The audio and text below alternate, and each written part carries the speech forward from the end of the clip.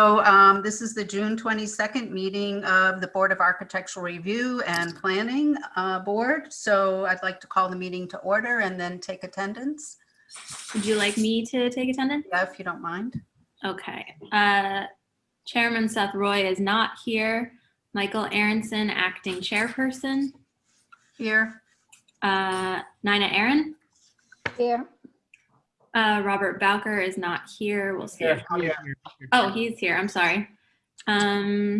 David Chow. Yeah. I don't believe Alberto Fernandez is attending. And then Eric Talbot. Here. Okay. And then from staff, we have Jaime Martinez, planning director. You want to say here? I'm here. Okay. Jamie Kane, planning board secretary. Here. And then Land Use Council, Amanda Brosey, I'm here. And it doesn't look like we have our Board of Trustee liaison. At least not yet. Not yet, no. But that's all. Okay. Oh, and we just now have Esteban Garcia from Kellard Sessions, consulting engineer. Okay, so let's get started with continuing business. We've got PB 06-2021, BAR 05-2021, 14 Water Street. I'm not sure what we are doing with this particular item. I know we talked about having to put together a letter to submit to the Board of Trustees, but are there actions that we need to discuss before that? Yeah, so the applicants are here today, and they do have, before you can submit any letter on the project, I think you're going to want to let them talk today because it appears that the project will be changing. Oh, okay. We have Eric Churchill and Frank Felicciotto here. Hello. Hi, thank you for having me. I'm Eric Churchill. I am the CEO of BLDGWORKS and very happy to say the owner of this property now. Welcome to the neighborhood, I guess. So we closed on it last week, 2 weeks ago. And so very, very part of this community officially. I do have a presentation to share. If I may present. Yeah, if you could just please make sure that you email that over to us so we have it for the record. Sure. Thank you.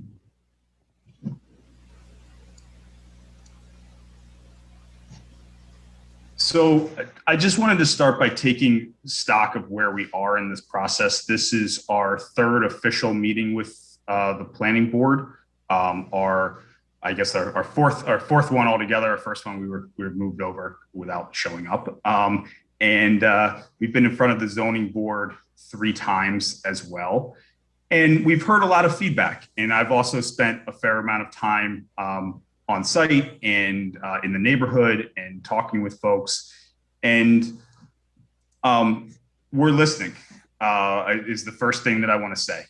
We've heard concerns that have been raised about the number of units, about the number of parking spaces that are being requested in this project, about the height of the building in the neighborhood, the proximity to our neighboring properties, and the architectural contextualization of this project.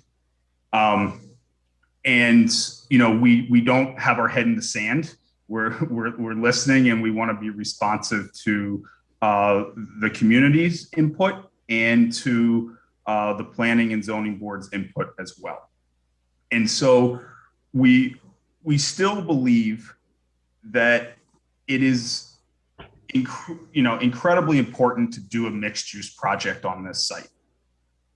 In fact, the Station Plaza North district specifically is designed to encourage mixed use development on small properties near Metro North Station, to increase businesses near the train station, to provide opportunities for residential uses downtown, to encourage street life.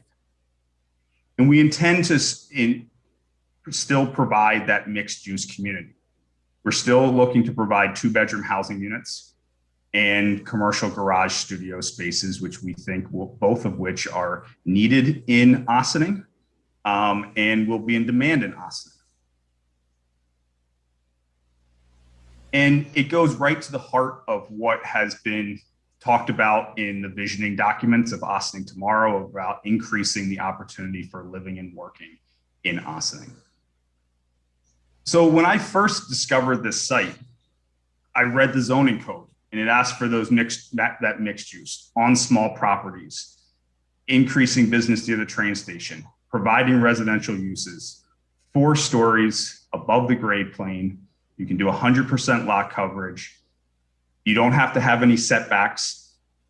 If you do 6 or more units, you have to do an affordable housing, at which point there is a mechanism to allow for a density bonus for affordable housing. And the parking is 1.5 spaces per 2-bedroom. We looked at each one of these and said, yes, we want to do this. We want to do exactly what's being asked for. And that first proposal that we came up with was really our intention to meet the letter of the law.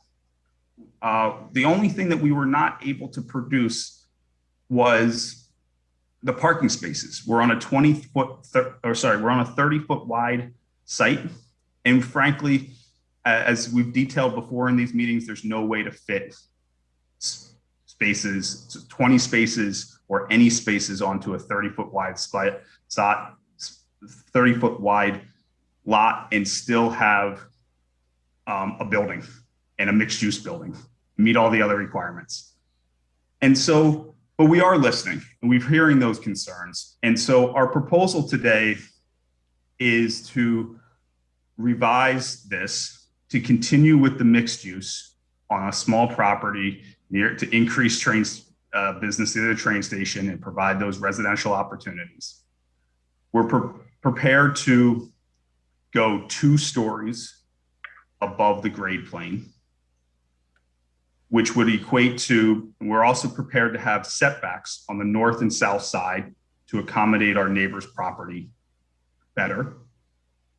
And we're still maintaining the 10-foot setback on the east side.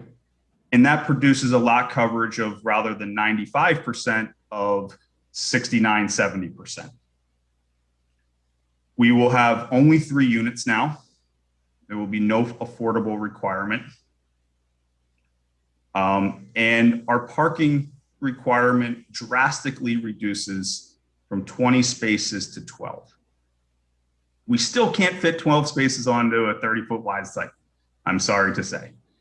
And just to say it one more time, I would love to provide parking on site. It would be better for my tenants. It would be better for everybody. I can't come before you with that solution.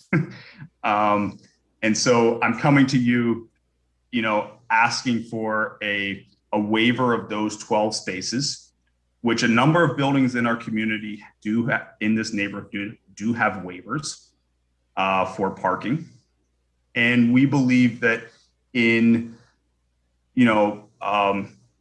as a net benefit to the community and to the village of Ossining, that a 3-unit building on a vacant piece of property will be a net benefit with commercial businesses that will be providing work opportunities to the village, to people in the village. So to compare the 2 schemes, the green dotted lines or green solid lines there, those are the allowable zoning envelopes of our project and our neighbors' properties. You can extend the same massing all the way around the street, across the street. This whole neighborhood is zoned the same way. And you can see that up on Secor Road, that provides an additional 2 stories above our project. We were exceeding the allowable zoning envelope previously for that affordable density bonus. We're not asking for that anymore. We are, as you can see on the right side here, we are vastly within that envelope. And, I do hope that over time that this neighborhood is able to execute the vision that was laid out in zoning code. So we've been asked by the planning board and also by the zoning board to contextualize our project. I'm not able to today. We've been scrambling, honestly, to come up with a new scheme here. We're prepared to show the massing of this, and by our submission date previous to the zoning board, we will have, and the next time we see you guys, we will have a more articulated architectural presentation. But for now, we can contextualize the scale of this project. So this is what we were initially proposing. This is, again, we feel as of right, without the parking and the affordable density bonus issues, albeit. And you can see that there's 0 lot line to our neighbors to the north and 0 lot line to the south. And we realize and understand the contextualization of this project. This is what we are proposing now. 2 stories above the grade plane. Our site is very sloped, so we will have 3 stories in total at the face of the project.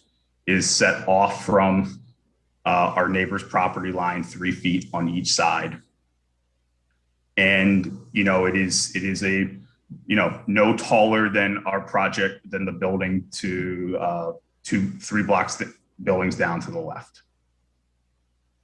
Looking down the street, this is a little bit of a skewed image here, but you can tell, kind of the height that we're talking about. The project, the building all the way down to at the very end, this yellow building, it's about a similar height to that project as well. Our section through the site of what we're proposing is those 3 2-bedroom units. We have a split level of the commercial garage studio spaces now. So there will be some on the ground floor and some on the rear on the second floor. Our variance is requested. We have now eliminated the number of stories, the building height. We're just talking about what on-site parking is. Our parking request was at 20 spaces, which was generated by 13.5 spaces based on the 9 units. That is now 4.5 spaces based on the 3 units. So a decrease of 9 spaces. We've increased our commercial space by parking requirement of 1 space, or a net of a reduction of 8 spaces. And I think even more importantly is the time frame of this and the types of parking that are being asked for. We've heard a lot of concern in the community about parking overnight, about long-term parking. And commercial space is not overnight parking and is not long-term parking. And so, although it's a reduction of only 8 spaces, of 8 spaces, we think is very substantial in this neighborhood. It's even more prominent because those 13.5 are really changing to 4.5. And to break that down and relay what Creat and Manning has produced in their parking study. This is the same parking study that we had looked at previously. We believe that there's probably 4.5, so round up to 5 residential cars. 2 of those are probably parking only overnight. 3 of those are probably parking throughout the day and overnight. There's very little impact to the number of parking spaces that are available within this 6-minute walk. The commercial parking during the day, we estimate that, of those 7 that we need, we would have 5 probably looking for long-term, 2 looking for the 2-hour parking. There's 223 2-hour parking spaces within a 6-minute walk. So we feel like this is really having a very minor impact. And this is before we talk about any of the changes to municipal lots, or train station parking is not included in this, or suggestions to revise overnight parking rules that we've discussed. This is that 6-minute walking area within the red boundary. That's where all of these sites parking is available. And finally, we do believe that there is still a very strong reason to advocate for parking changes in this neighborhood. Even though we have scaled down our parking requirements and believe that it is a much more tenable project, we are still prepared to go advocate to the Board of Trustees tomorrow night to look at these parking changes. These would have a long-term beneficial impact to the existing residents and also to future residents as this area is built out, including the next proposal that is coming, the next one on the agenda. And we believe that these two policies of converting the municipal lot or converting the train station lot to municipal, that's in orange. The village could also elect to expand that by 6 spaces, which would be even better. It's a vacant triangle. And we can, with a fee of changing some parking signs, this can become overnight parking and better for the constituents that live there now. And we're prepared to go on behalf of the neighborhood tomorrow night to the Board of Trustees to make that presentation. And that would net 47 total spot parking spaces. And as we talked about in the last meeting, really change the dynamic from parking in this neighborhood being a priority for out of village commuters to the residents that live there. And that's where we are. We know that we're just revealing this today, and we don't have, so there's no action to take. We're happy to field comments and questions. And it's our hope that the July meetings, we do intend to have all of our official documentation submitted Monday at noon, so that the July zoning board and the July planning board can be an official review of this revised scheme, adjourning in August and hopefully moving forward in September. And that's our hope. And hopefully this scheme is more amenable. Thank you. Thank you. That was a very interesting revised proposal. Amanda, is it appropriate to do board member questions first and then see if there's somebody from the public, or which order do we do? Yes, definitely see if the board members have any questions or comments. And they haven't, since the applicant hasn't submitted any revised application materials, I don't know that it would be appropriate at the moment to, continue a public hearing. Okay. Since procedurally it's not really on the table at this point. Okay. You could hopefully do that in July if they get all of their materials in on time. But definitely I think it'd be helpful for them to hear board comments and questions. Okay, so let me open it up to the board members for questions, comments. I have a question. I'm sorry, David, I didn't quite hear what you said. I'm sorry. I have a question. Oh, okay, go ahead. Well, first, I just want to say that the thinking is very sophisticated for this project. I appreciate that. I like the aesthetics. I like all the consideration for this project. The question that I have may or may not be relevant to this meeting, but I'm going to ask it anyway. With the parking situation, what no garage parking for the residents? As I understand, all the car manufacturers are going to stop manufacturing gasoline cars within the foreseeable future. And so most people would be having electric cars. If you don't have a garage, where do people charge their batteries? I love the forward-thinking view of this, and I've been reading those articles this week as well. I think that, you know, it's a very interesting question about the government's role in that versus private. You know, do gas stations get replaced with public charging stations?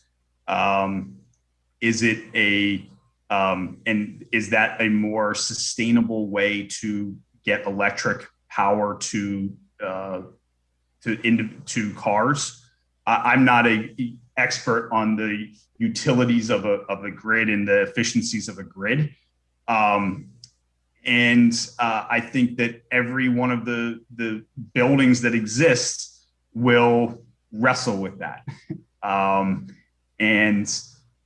think that the wonderful thing about this area is that it is a very clean slate for that type of thinking. And it's a clean slate to think about what happens in that municipal lot, what happens in the train station lot there, and what does a parking structure that's been recommended in the visioning documents look like there.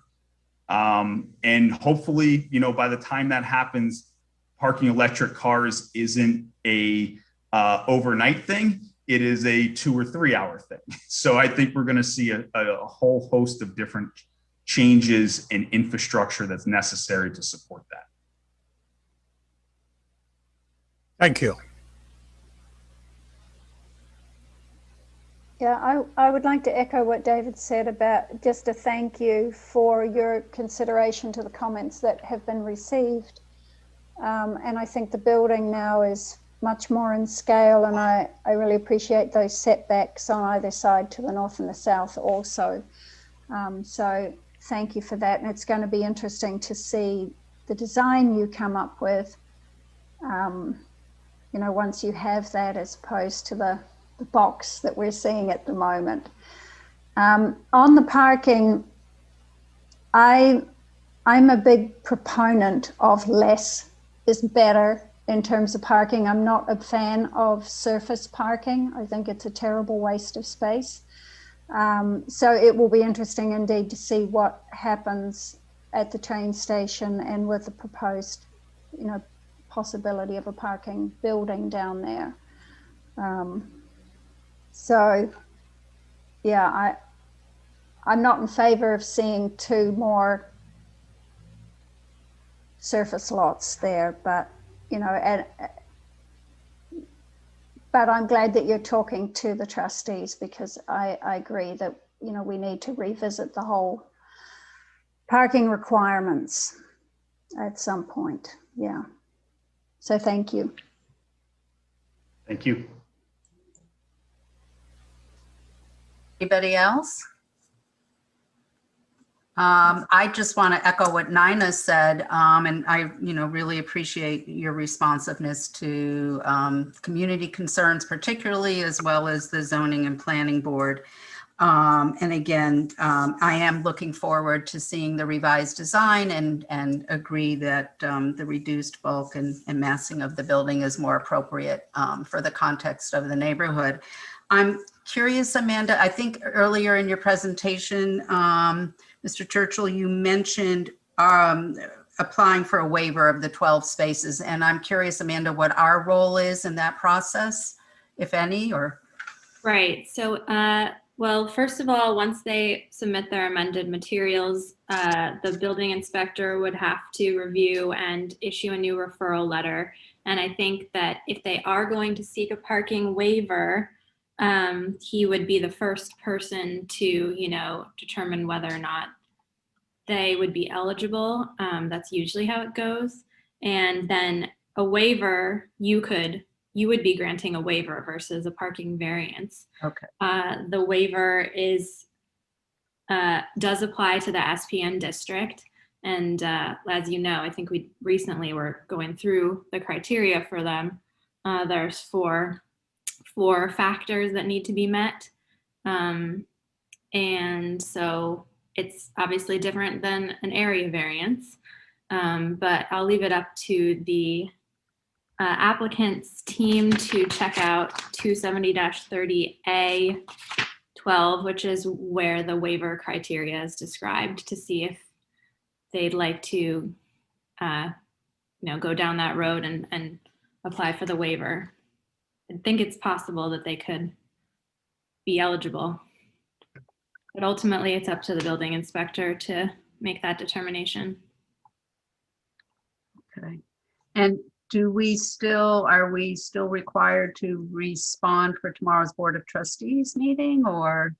I don't think you were due to give any response to the Board of Trustees for tomorrow, right, Jaime? No, yeah, so the request came from the zoning board, not. Oh, okay. I thought it was.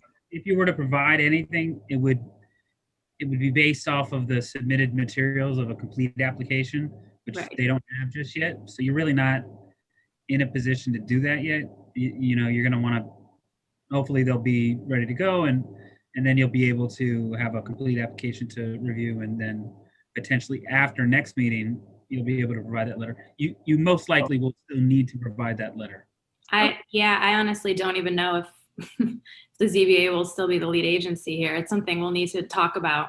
Yeah, we do need to have a conversation about the waiver, because that's news to me. So if it turns out that they are eligible for a waiver, which I'm not 100% sure that they are, but if they are eligible for a waiver, then they won't need any variances. Right. Yep. And So- they won't be involved at all. Yeah. And yeah, it's something that we should talk about internally. Yeah. But I was just looking at the waiver criteria when Mr. Churchill brought it up before, and I thought, well, maybe, but it's not up to me. Well, we'll get back to you. Yeah. Okay, so unless any other board members have a comment, do we just adjourn this item to the next board meeting? Okay. Yeah.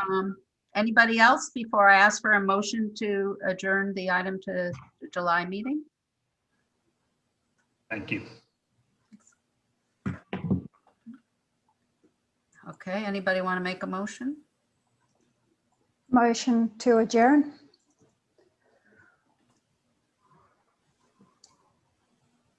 Second, anyone? I'll second it for Bobby. Bobby looked like he was going to second it. I'll say I was on mute. Eric, second it? All right, and you would like me, I'll do a roll call, I guess. Okay, Okay, Michael Aronson, aye. Nina Aaron, Aye. Bobby Bowker, Aye. David Chow, Aye. and Eric Talbot. Aye. Okay. Motion carries 5-0. Thank you. Thank you all. Thank you, guys. Great night. Thank you. Okay, our nenext item is PB 09-2021 BAR 06-2021 5/9 Water Street. Do we have anybody here on this item tonight?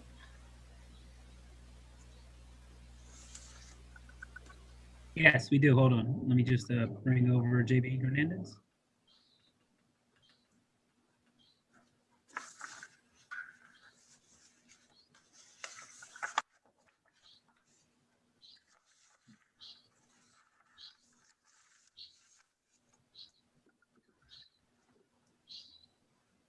Good evening. Can you hear me? Yes, Yes. aye. If it's possible, I can send it. I have a PowerPoint with the drawings, so I can easily show it to you. Good. Please make sure that you give us that Yep. That PowerPoint, okay?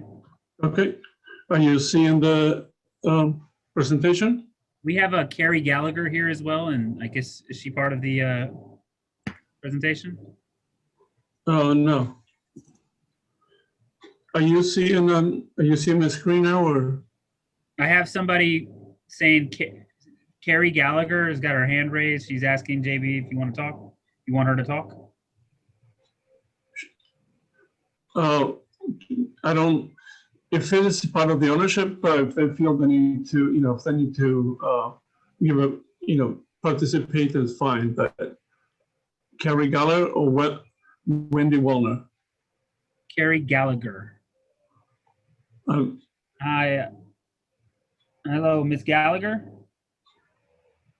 I apologize. Are you, Ms. Gallagher, if you could unmute yourself? Sorry, guys. It's Wendy Wallner. I'm the owner of the building. Yeah. That's my wrong name. I'm trying to rename it. Sorry, there we go. I just That's wanted okay, you guys Wendy. to know that I'm here on the call, but I don't think you need me, right? If any question raises, we will need. Sorry, guys. Sorry No, about it's that. okay. I just wanted to let you know I was here and I couldn't change the name. I logged in under my associate's Zoom. Sorry, everybody. Okay. So does everybody see my screen with the proposed development? Yes. Okay, good. We're in front of the board last month. Can you, and we went through the process, and I showed the board the different aspects and the different things that we were doing with the projects. There were a few things that the board had brought up to my attention, and I wanted to go through them and show you what those changes were. One of the first changes that we did was that there was a concern that we had the mechanical rooms at the ground level. We have moved them to the lower level. We convert that into a storage room, and we kept the mechanical rooms in the same area, or as an elevated area that we had originally. So there's no issue with the floodplains. The other thing that we did with the project was there was a concern with Seth had raised the issue we can align the windows with the doors, center them.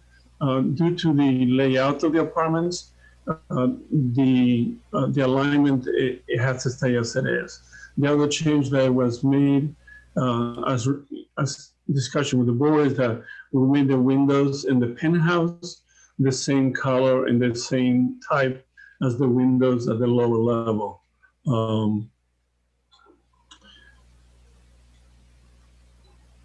Then the only other item that we had left was the windows on the side that they were arched. Now we made them rectangular shape. And we maintained the color, the rustic color of the metal siding on the top for the penthouse. After looking around, there is numerous buildings in the neighborhood that have the metal color, or they have rooftop units, tanks. So we feel that this kind of goes well with our design. The one issue that we had left from the discussion about the parking waiver was the concern that the new use shall continue to have access to any parking spaces to which the existing use in the same location was granted access. So the proposed use will continue to have the access to street and municipal parking, which includes permitted day and overnight parking. We did check with the Village of Austin website and the parking and transportation, and there is parking in the area during the day and during the night. So it has no effect, I believe, to the fact that we're going from office to residential. As a matter of fact, there will be more parking available at night for the residents than during the day for office requirement with all the parking and the train. And I believe those were very much the items that we discussed the last time. So if the board has any question, we go over some of these items. Board members, any Yeah, questions? JB, it's Bobby Bowker. So we're not looking for a parking waiver because we're just changing the use from office to residential. Is that what's going on here? Can we get some clarity on that? No, the last time we discussed for the parking waiver, Yep. and we comply with all the requirements of the section 2730-12, but there was a question about the section D that said that we should have to continue to have access to the same availability of parking, even though we go from, residential parking to office parking. And the parking and the parking lot, the parking on the street is all available, via permit or overnight parking, but there is availability. It does not change. That was the only- This isn't a net add of additional parking required, right? It's just reusing. No, we will reduce the number. Okay, got it. Right. The number of parking requires actually when reduced from 8 to 7.46. Okay, got it. So Thank the you. use is lesser. JB, can you clarify real quick? Can you show the side view of the property? Both side view. The side view? Yeah. So that top floor that you have there is new. You have brick. You referenced that you're going to repair the brick and make it look, you're just going to refresh the brick. But the part Yes. is brand new. So have you figured out how you're going to make that work? Or do you have- We're either gonna do a treatment to the brick, or we're gonna end up painting the brick, keeping the same color, because we're just cutting the. Make a decision for the BAR to make a decision. You're either going to paint the brick or you're going to treat the brick. You can't. You got to do one or the other. So if it is so if we do a sample of the area, we decide that we wanted to treat the brick and bring it to as natural as possible, to bring it to its natural color, we will look to do that. But I'm sorry. Maybe I'm just trying to clarify so the board can be clear on the decision here. The brick that is there now is painted. You're saying that you're going to take that existing brick, take the paint off, restore it to its original color, which is great for the existing brick. But for the top floor, the new penthouse floor, you have to put in new bricks. So have you figured out how you're going to match those bricks up top? That's really all I'm saying. Have you figured out how you're going to match the bricks on the top floor to the bricks that are already there? so then for that purpose, we will leave the brick the same color as it is, and we will paint the brick. If that's going to complicate, we were trying to explore the idea of bringing this color, see if it's possible to restore the color. And if that's possible, then we will match, the space of the bricks that we're using. We are cutting out a lot of windows, so there is way to match the brick on the penthouse, because we're only doing one side of the penthouse. So JB, you're just gonna chemically remove all the paint and have the brick exposed, right? Yes, Now, that's what you're doing. Okay. yeah, And then you're gonna get brick that's gonna match it, like whatever, red brick to match Yeah. it. Got it. right. Okay. That's all I was trying to get at. That's really all I'm trying to get at. I'm just trying to make sure that once you guys are actively working, that you've given some thought to the fact that you have to add stuff and you got to match the bricks, and you're promising you're going to go into the resolution that the BAR has approved, that you have added bricks to the top floor that match whatever's down there behind that paint. That's it. Right. That's all I'm saying. We have to put that into the resolution. So. Okay. And JB, I have a question about the windows on the side. And I know, some of us liked what was there and some of us I was one who wanted to see something different. And now I'm going to be picky again and ask a question, which is, and maybe it's just, the drawing, the scale of it, but these windows seem so narrow, and then there's just this huge brick face. And I'm wondering, is there a reason why these revised windows maybe the old windows were the same width? And There was, what it changed was the old windows had an arch. The reason we have so much work, this is a property, it's on the property line. So we have, there is not many openings we can have due to code. Oh, okay. So we're trying to maintain, there are a few openings there. We're trying to enlarge those a little bit, but we're staying away from opening new, creating new openings. So this is a property line building. That makes sense, but these windows couldn't be a little wider or not? We can make them a little bit wider. I'm just throwing it out there. I'm curious to see what other board members have to say about the windows. Maybe I'm, the only one who thinks this, and in which case that's fine. I will leave it alone. But I am just sort of curious what folks think about this side of the building, because it's noticeable. It's not something that people aren't not going to see as they drive past the building. To me, it looks good. It's symmetrical. Are those existing openings, JB, right? Are you just replacing the windows? We're enlarging the opening, but we keep the width of the opening. We're making it taller windows. Or are they like 24 by 48 windows, like 24 wide, 48 height? Like what's the height? It's like 52 height. Got it. Okay. Hi, JB. This is Eric Talbot. I'd like to make a comment about the side windows. It makes sense why you wouldn't want to build, create too many windows on that side, obviously, where they could get, the neighbor could build right on that line. I guess when I look at them and comparing them to the facade of the building, they're just a little, they're different in terms of the amount of lights and just what that feels like versus like the black windows that have no lights or very little division, that feel, more modern, I think. And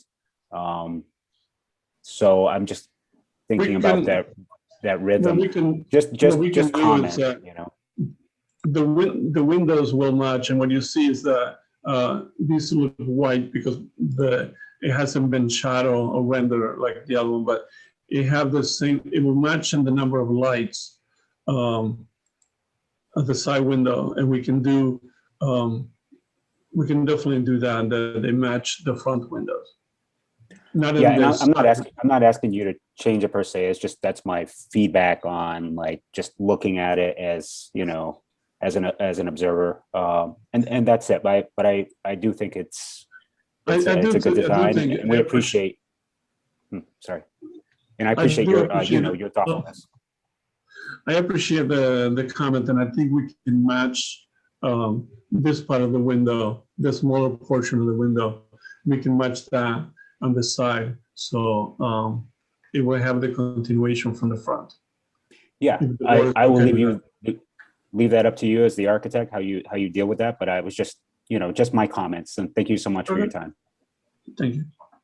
Yeah, I mean, I would agree. I think that if you match those front ones, it will look better, because it kind of looks a bit squinty right now. Okay. So I think that will help. And I understand why, indeed you don't want to go too much bigger. And I don't know what the regulations are here, but I know the municipality I was previously in, that if you were building right on a lot line, it also required special glass. So because of the fire code. So, I understand why you don't want to put a bunch of windows in there, but. JB, I don't know if you went over it. Where are you going to put the AC condensers? They're going to be on the side, on top of the stairs. Okay, so they won't be visual from the street, really, right? No. Okay. No. Oh, right there. Got it. Perfect.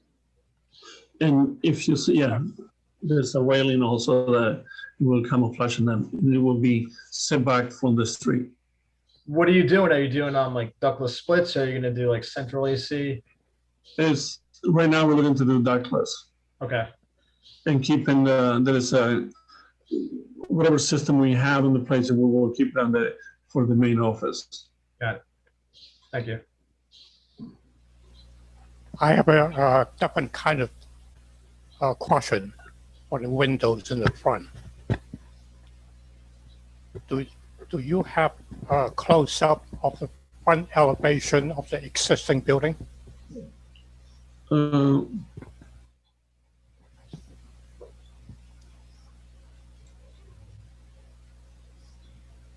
don't have it close up here, but you can. The system building only has two small windows right now. Okay.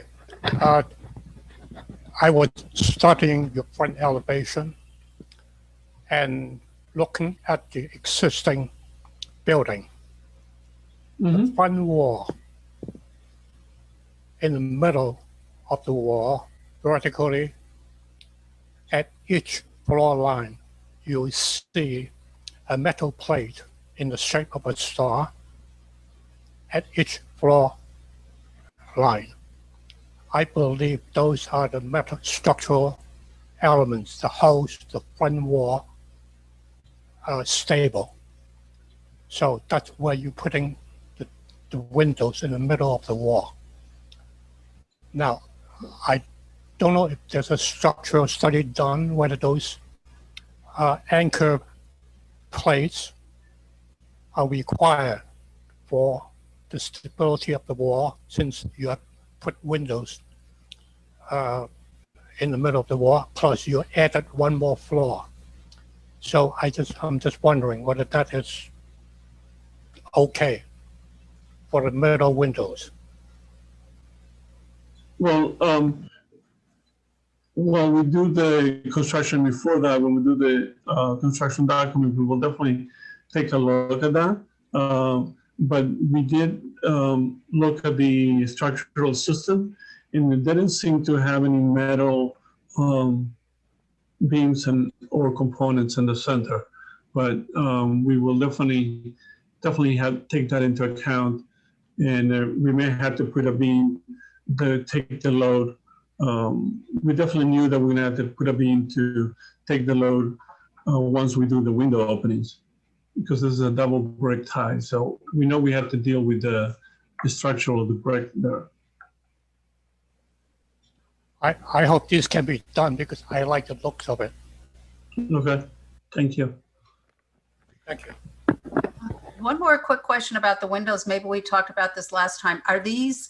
Do these windows open, the ones on the front or on the side? Yes. They're cased. This window, the smaller, three other parts are fixed. The smaller portion are operable. Okay. All right. Thanks. Amanda, I believe we adjourned the public hearing on the BAR. So do we need to do that public hearing tonight? Open the BAR public hearing? Yes, I would reopen that public hearing. Okay. Before we do that, do board members have any other questions? Just to follow up on what Michael said, the windows then on the side, will they also be operable? If you make them the same as, as the side of the front ones? No, you cannot have operable windows on the property line. Okay, yep. And we have to get a Understood. state variance for that. Yep. Okay, thank you. Can I get a motion to open the public hearing for the BAR, which we had adjourned? Somebody, Bob Bowker making a motion to public hearing for BAR. Mona Aaron, second. okay, is there, Jaime, is there anybody here from the public who wants to speak on this item? You just want to make it clear that you'll open it by unanimous consent unless there's anybody. We don't need to do roll call for that. Oh, okay, so I just opened by unanimous consent. Okay, Nobody's here for that. okay. So then I would entertain a motion to close the public hearing? Yeah, if you guys are ready to move on this item, then you can close the public hearing. Okay. So just to be very clear, we've already had the public hearing closed for the site plan. So tonight we would, if everybody agrees, close the public hearing on the BAR, and then we could decide whether we wanted to move forward with the site plan, the BAR, and the conditional use approval. Is that what we're doing this evening? I think you're in a position to move forward with everything. And I don't think you've raised anything incredibly substantive tonight, but please correct me if I'm wrong. I mean, the only thing that I'm a little confused about is the parking waiver, but maybe let's close the public hearing for the BAR first, and then. Sure. Yeah, go ahead. Anybody have a motion to close the public hearing? Eric Talbot, I'll make a motion to close the public hearing. Bobby Bowker, I second that motion. Okay, closed by unanimous consent. If you would like to talk about the parking waiver, we had gone through the 4 factors in the code last meeting, which I can pull up on the screen if that would be helpful, or if you want to keep looking at the elevations, let me know what you'd rather be seeing. Okay, what, I mean, I would want to see the 4 factors of the parking waiver because it ties into another project right up the street as well, you know? Yep, sure. Okay. Okay, hold on really quick. Thank you.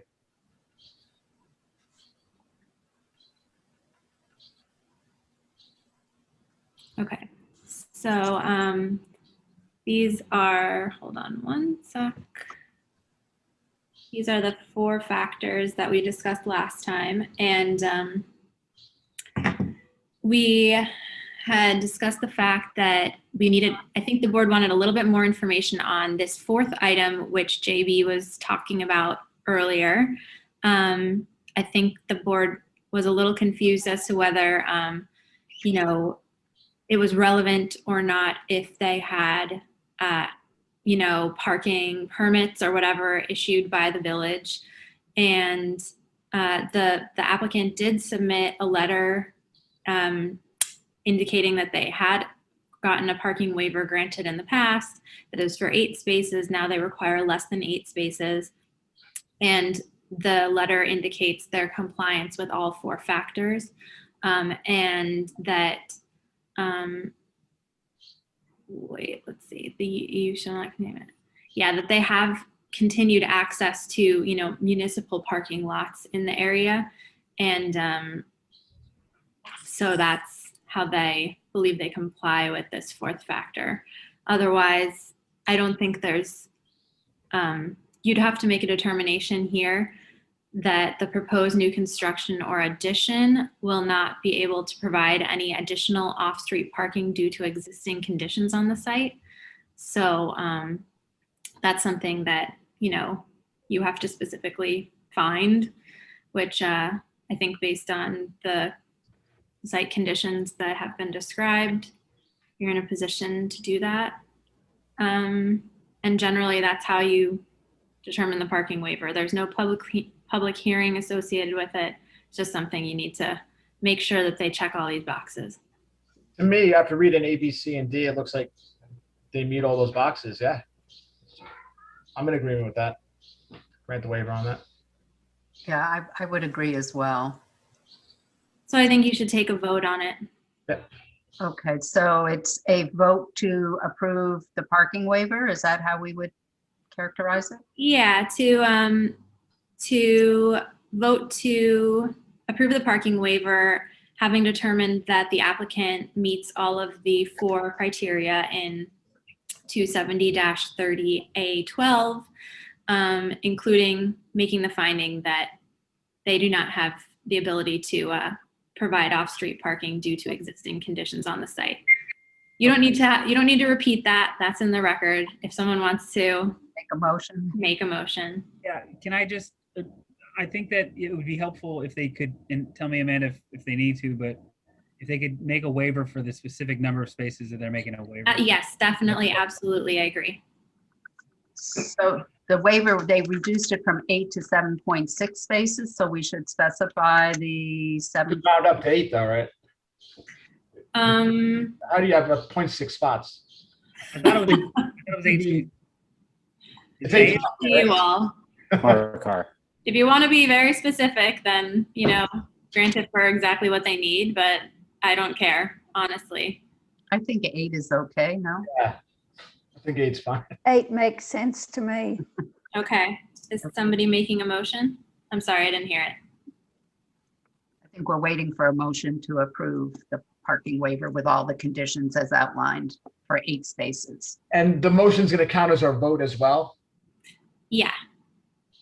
Okay. Bobby Bowker making a motion to approve parking waiver for 8 spaces for the project at 59 Water Street. Okay. A second? Nina Aaron, second. Okay, and I'll do a roll call. Michael Aronson, Aye. Nina Aaron, Aye. Bobby Bowker, Aye. David Chow, Aye. and Eric Talbot. Aye. Okay, that motion carries 5-0. All right, so that's the parking waiver. You still need to take votes on site plan, conditional use permit, and BAR. What do folks want to attack first? Let's start with site plan, right? I mean, are people ready to move on those items tonight? I I am. think so. Yeah, I am too. So for the site plan, I mean, it seems pretty straightforward. Are there any concerns or questions that we have outstanding on that? No? No. Okay, a motion to approve the site plan? Nina Aaron, motion to approve site plan. Bobby Bowker second that motion. Okay, Michael Aronson, Aye. Nina Aaron, Aye. Bobby Bowker, Aye. David Chow, Aye. and Eric Talbot. Aye. Motion passes 5-0. Do we want to tackle the conditional use or the BAR next? Maybe the conditional use? Sure. And can we just clarify again the reason why this needs conditional use approval for everyone? It needs conditional use. Gosh, Because residential is a condition residential. in Station Plaza North District. Perfect. Thank you. Okay. Anybody have any questions or concerns about that? Can I ask a question? And it's conditional use because it's residential in the Station Plaza North District, but it's also because is it residential is not allowed on the first floor, or is that commercial is primary use and then residential is everything above? It's Okay. because, well, it does, in this instance, residential is not on the first floor. The residential is, it's sort of weird the way it splits, but there's commercial on the bottom floor and then there's Okay, residential. gotcha. It's a lobby on the bottom floor. I pulled it up just in advance of this question possibly coming up. I have the table so I can show you real fast. Okay. It's, I'm going to share my screen. I'm just super fast. But if you can see here, under residential dwelling units in the Station Plaza North, it's conditional. Gotcha. Yeah. All right. Eric, you are right though. For residential units in Station Plaza North, one of the conditions of being a conditional use is that they shall only be permitted above non-residential uses. Okay, got it. And it looks like they are planning a retail or like a commercial establishment and then the lobby on the ground floor. Okay, great. Thank you.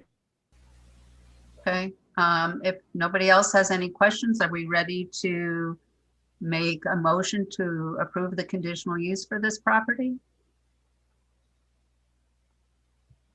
Eric Talbot, I'll make a motion to approve conditional use for this application.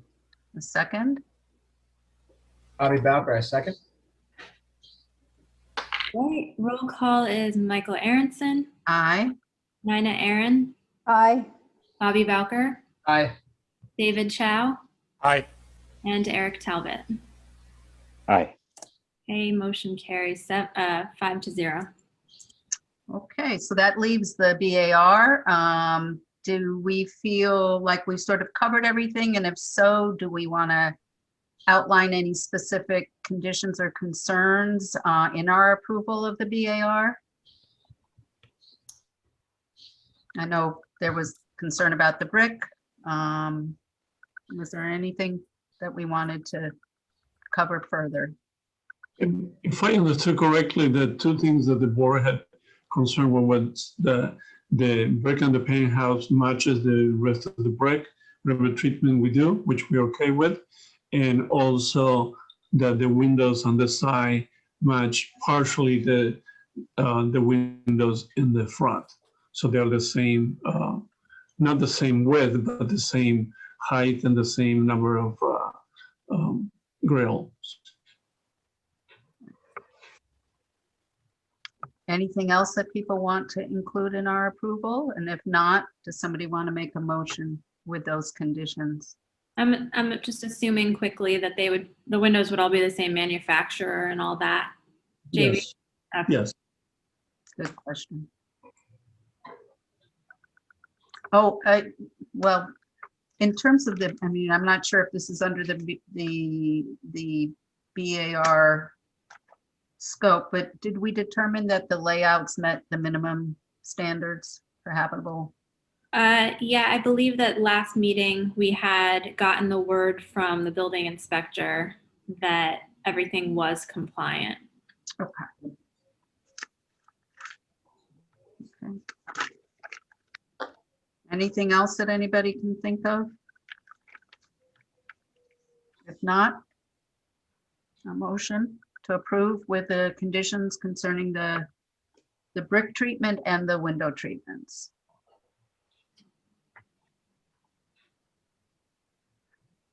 Eric Talbot, I'll make a motion to approve the BAR portion of this application for the brick and the, was it window treatment? Did I get that right? Sorry, what part did I miss? No, I think that's That's Okay. good. All right. Bobby Bowker, I second that motion. All right, Michael Aronson, aye. Nina Aaron, Aye. Bobby Bowker, Aye. David Chow, Aye. and Eric Talbot. Aye. Motion I just carries. like to, oh, sorry. Go ahead. I think instead I said windows, I meant to say metal finishes, the metal finish at the, on the roof, pardon me. Oh, okay. Well, I think that Michael had referred to the windows. Right. So Uh, that's a third item then, would be the windows, the brick, and the metal facade of the building. What's the condition related to the metal, just so I can be clear in the resolution? Well, we have a sample of it on the plans. I don't know that, I mean, it was just that I believe that it was to match what, I don't know, do we want to review that? As far as I can tell, I don't know if there was anything that where we, do we want to like a better detailed picture? Anything of that nature? I did look at the drawing closely and as closely as I could, but I'm not sure if anybody else wants to weigh in on that. JB, what's that metal supposed to be right now? It's called, it's a metal siding in the color, it's called copper rustic. That was the color that we were looking for. Okay. Is that like a corrugated metal? Yes. You know the manufacturer, maybe? Huh? I can share that. If that's on the plans, then it It should. is on that the I- plan. It's color. I don't know if I saw the manufacturer. And I have a larger, hopefully it's a better picture than what the plan shows. It's hard with the print. You see it? Is that, Yeah. Eric, what you were looking for? Yeah, I think what I'd like to know is, I mean, normally we always have asked for high resolution photos of the materials, but metal siding is just a generic term. If, knowing the brand would be helpful so that we could say it is this brand or, similar material, at least, if you have to get a different type of material, but I think it'd be helpful if we had the name of the material. So how about if I submit to the board when we're ready to order or provide the metal siding? Assuming you know it now. Do you know it now? Could you just? No, I'm saying, this is the color we're looking for. I said, that's the material. I said, like we done in other projects where one of the board members, if Eric wants to review it or we can submit it for approval. How does the board feel about that?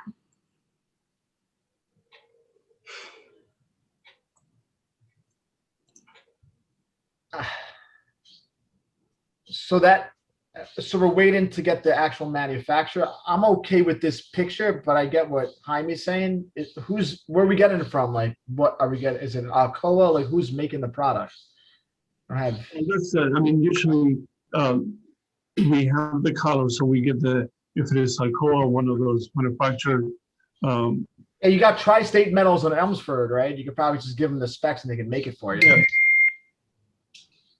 Okay, because this kind of product, I don't think it's like an off-the-shelf product, right?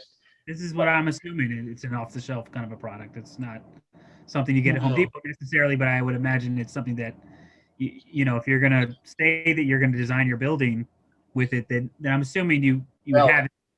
Bricks are a little bit easier. Hardy board is very simple. Most materials that you're submitting for external, if it's going to be wood painted, we're talking about corrugated, red, having some idea of what you're going to use makes it a little easier. The problem with saying, hey, we'll tell you later, is that now, 6 months down the road, you're supposed to remember what was said. I got to call in, board members, God willing, we still have the same board members because they keep changing on me like every couple of months.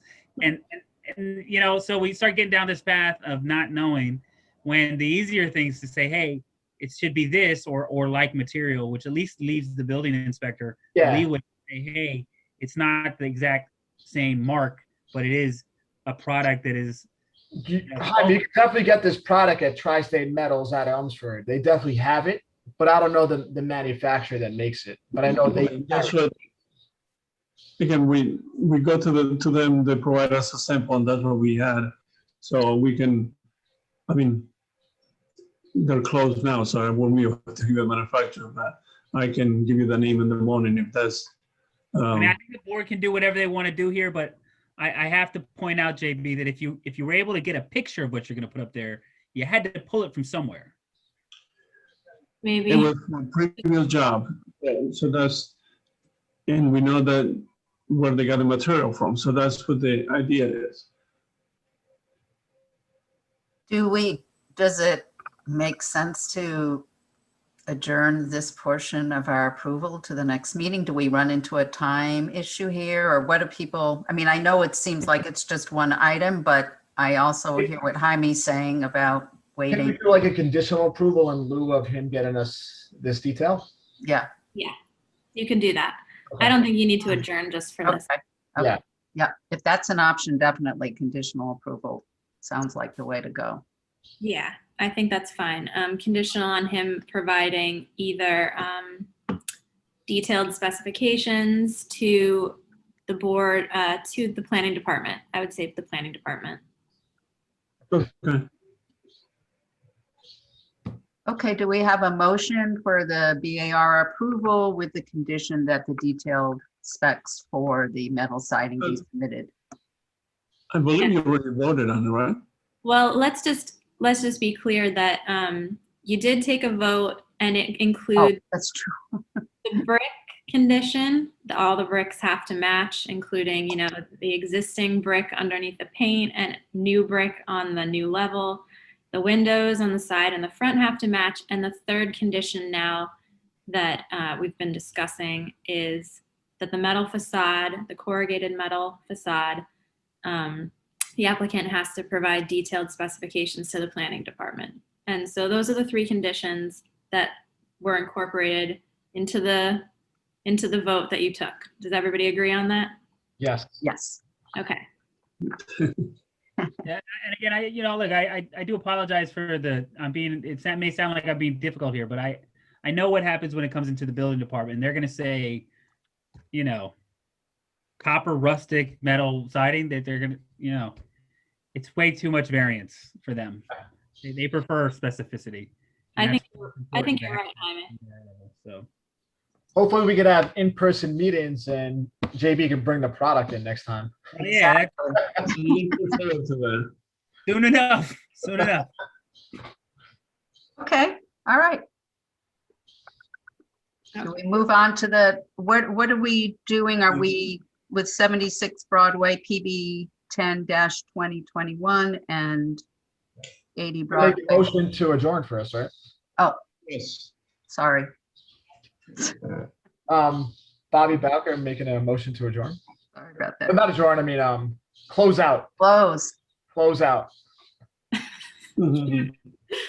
Are you closing out 5-9 water? 5-9 water as in totality, I think, at this point, right? We did BAR, we did conditional use, we did site plan. Sure, if you want to take a motion to close it out, then that puts a nice bow on it. Okay. Bobby Bowker making a motion to close out in totality, 5-9 water. Not totality, I'm sure, but just close it. Okay. Is there a second? Nina Aaron, second. All right, let's just do that by unanimous consent. Yes. Thank you. Okay.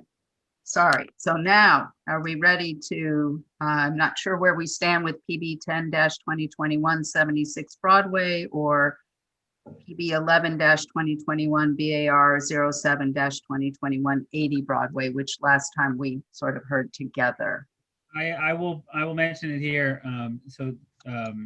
JB should have been informed already. I believe he was via email. This has been held over because right now it was referred out to the EAC for review of their wetlands application.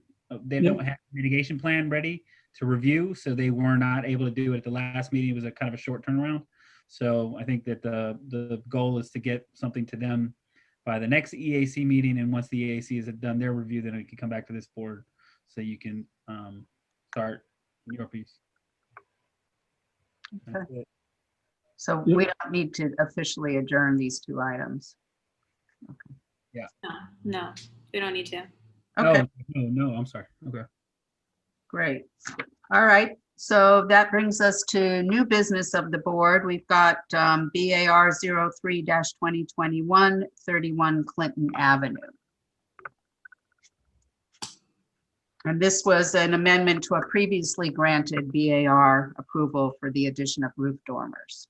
Do we have somebody to speak on this? We do. Let me just move some people around here.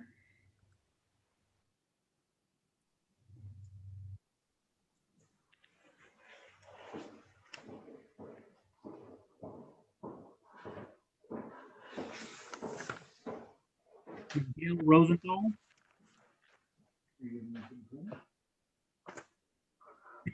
Hello, can you hear me?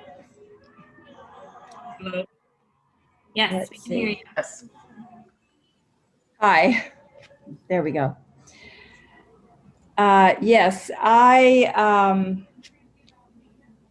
am asking for an amendment to my house at 31 Clinton to the exterior siding to use hardy siding instead of the vinyl that's there. And I submitted the colors of pearl gray for the siding. It's a 5-inch reveal, and the trim would be an iron gray. And I think I submitted a photograph on June 7th, and I don't know if that was high enough resolution, but I think it was suggested that the colors could be reviewed on the website. And so there was one other change in the plan that had been approved, which was to make one of the windows on the western elevation a little bit larger. It was a master bedroom window, and it's on the second floor. And it will go from being a 3.0 window to a 3'10" wide window. It'll have the same height as the adjacent window. And then my architect, Claudia Mulas, was in Poland for quite a while with her elderly mother. And when she got back, I had not noticed that the front porch of the home, the door is not centered, and it's kind of an awkward porch as it is. It should be on the elevation that was submitted on June the 7th. It shows all of the elevations of the house with the hardy siding color. And I think it was kind of a late item to be noticed. There it is in the upper left corner. You can see the existing roof the door is not centered, and that roof is a little bit of an afterthought. And so either to center the door, the door would have to be moved, which would mean adding a whole new set of steps, which the steps are functional and the door location is fine. So David and Claudia redesigned that roof to be a shed roof. And I submitted that today as a late submission. I don't know whether the board can allow it to pass at this late date, but it's a much improved south elevation. And the windows on the first floor, there it is. The windows on the first floor actually are only 30 years old. And we had been planning to try and reuse them, but the contractor and the window supplier discouraged this. And so we're going to be replacing all of the windows on the first floor as well. And as long as we're doing that, we can, I would like to be able to get a little bit more light into the living room. And so this is the redesigned south elevation, and it is a late submission. But I think it does improve the appearance of the home quite a bit. As this is an amended ARB, you're not beholden to anything that was in the previous submission. I'm sorry? I'm not. I'm just letting you know, and I'm letting the board know that it's an amended ARB, so you're not beholden by anything. It's not late submission or not. Oh, okay. Okay. So that is the new front porch design and window grouping that I would like to use. Oh, and the hardy siding will be 5-inch reveal lap siding, but along the porch on the west side, I would like to use the shake shingle styling. I see that it's you can see a little bit of it there in the front, but it also goes around under the windows on the porch in the lower right-hand corner.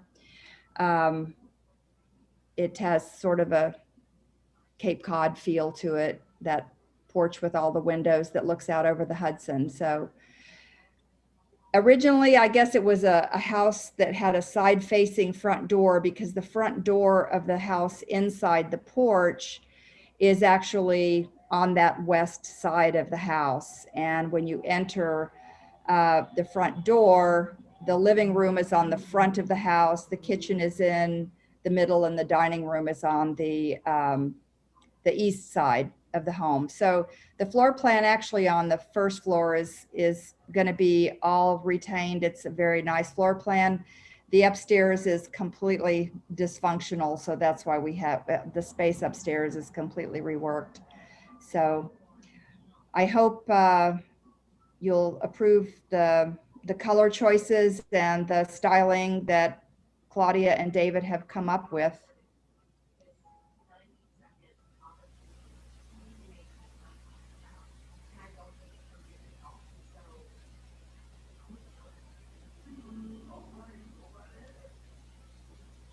The elevation that we're looking at, the elevations that we're looking at right here are the former elevations, right?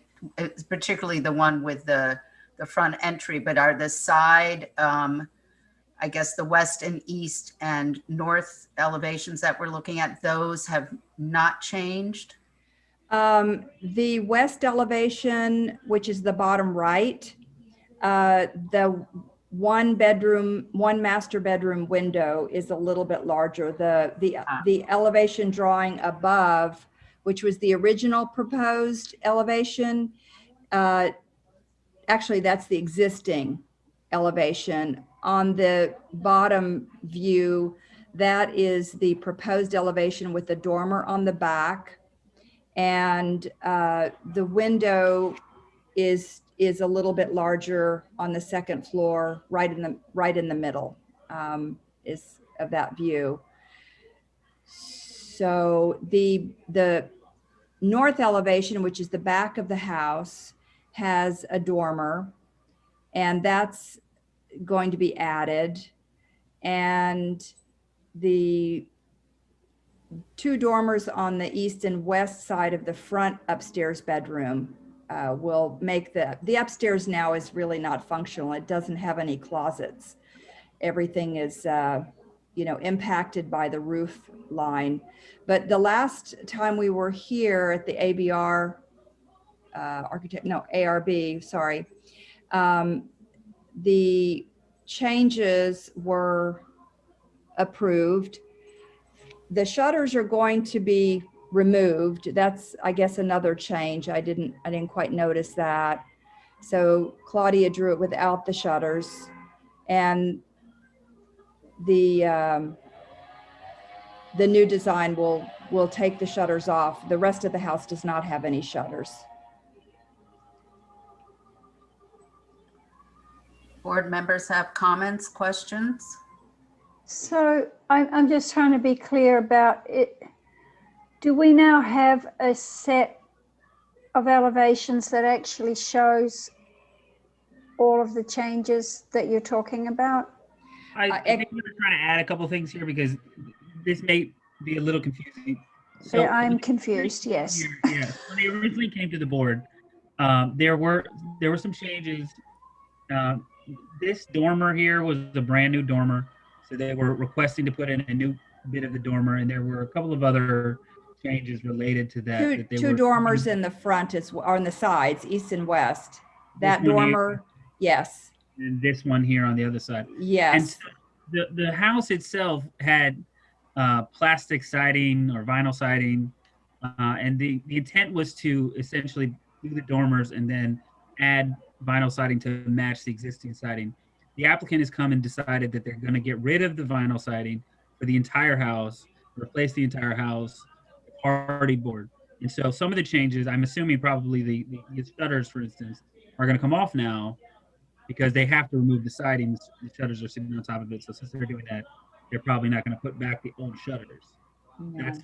That's why it looks different. But those shutters are part of the old system, as well as the vinyl siding. So it's a brand new siding entirely.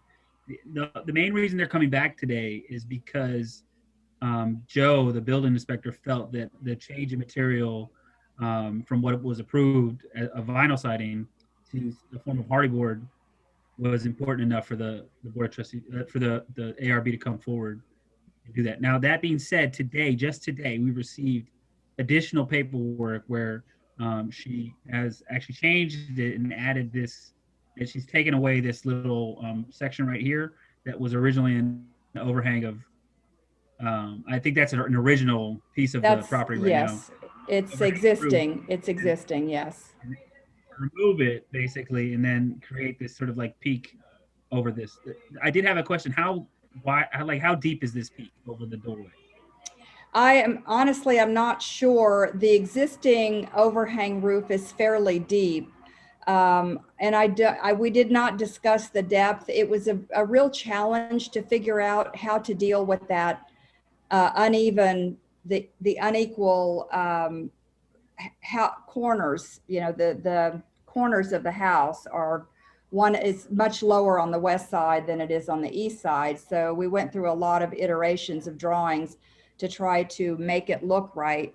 And we didn't really discuss the depth of that porch roof. I imagine it could be as deep as it is now. I think now it's about, I would say 24 inches or maybe even deeper, maybe 30 or 36. Okay, so the other piece is it wasn't clear to me on the drawings that you sent out where the gray is going to go and where the white is going to go. Do you know where those different colors are going to be located? Well, all the windows will be new, Anderson 400 series windows, and they'll be the Hardy board.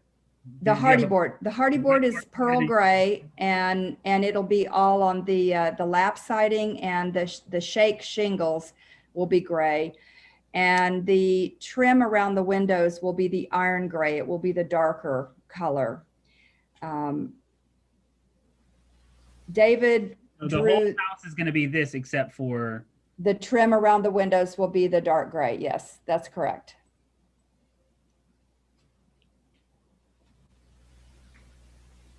all right. Does that clear things up for you now? And Claudia, one point, Claudia will redo these elevations if the board does approve the new porch roof and the window grouping.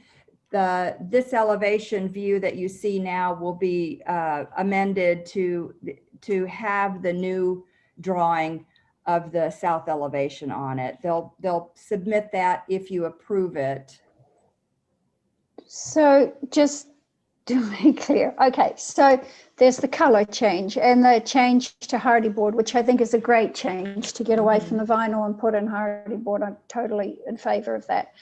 There is the change to the roof over the door. Yes. There is that larger window. Yes. Is that it? Have I missed anything? That's it. That's it. Oh, the window grouping on the front. Right. I don't know if you mentioned the window grouping. No, so, okay. Yeah, I'll that make one it- I'm not sure about what she's talking about here. So this right here is new. You can see there's like, yeah, that one's going to be new. Yeah. this is what it looked like before. It was just a double hung with Yeah. shutter. You know? But is that what you're talking about? The grouping of the window? Or Yes. was there something else? Okay. Yep. All right. That one I understand. I'm a little torn here because I don't want to hold things up, but at the same time, I feel like it would be helpful to see the changes all in one elevate, the various elevations, just a revised elevation rather than. I do want to advise the board here that these drawings are not sufficient for the building inspector. So they're not in a condition where even if you were to approve it today, that the building inspector could interpret how deep that new Right. Yeah. over the door. Right. I would advise the board not to vote on this today and to wait until you have some side elevations with some measurements so that the building inspector could know what to do and how to interpret that. There's just not, it's a beautiful drawing, but it's just not enough. There's also the question of just, how does this piece here look? You know what I mean? There's, Right. because it looks like it's just sort of a flat little cornice. I'm assuming it pops out, but it's not clear and it just needs to be cleaned up a little bit. Yeah. My preference would be to wait until we have the revised elevations and. I'm in agreement Okay. with that. I agree too. I don't, in principle, I don't have an issue with any of these things, but it would be nicer and a lot cleaner to see it all and then vote on it. Okay.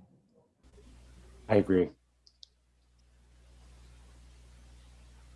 Anybody Okay. else? Okay. So do we take a motion to adjourn this item till the next board meeting? If you'd like to open and adjourn the public hearing, that's an option, or you can adjourn and wait to open the public hearing. It's up to you. What's cleaner, or what do people prefer? I don't have a strong feeling either way. My opinion, I would wait, and then if we have people from the public, they'll also have the benefit of the better drawings. True. Okay. So is this going to mean then that we'll need to send out 50 letters again and do the notice to the neighbors, or? No, No? Okay. All You right. don't need to renotice. Pardon? You don't need to renotice. Okay. And another technical question, the interior drawings are just about ready to be submitted for permits or for a building permit. Do we need to wait to submit for a building permit? I'm guessing that you're saying it's not enough for the building department. you could Is there probably, any way to go ahead and get this? I would say you can reach out to the building inspector. You're not going to be able to do anything that has to do with the exterior. So if your building permit includes the windows, then the answer is no. If the building permit includes everything but the windows, then you know you're going to have to run that by the building inspector to see if it's possible. But Okay. definitely, if your permit request includes the windows. Okay. Even the ones that have been, okay, well, If you're The- if you're just replacing a window, you're not in front of the BAR for the replacement of the window. You're in the BAR because you're changing the size shape of it, yeah. The That- shape of it, yeah. You have to tailor your request for your building permit for stuff that is only interior. I'm assuming you have a lot of things to do inside, walls, electrical, and all sorts of other things that have nothing to do with the exterior. Mhm. So, again, That's true, and it's almost, most of it is on the second floor. Would I be able to get a permit for the second story windows? for the dorm, anything that has to do with those new dormers that were approved, Yes, you would be fine.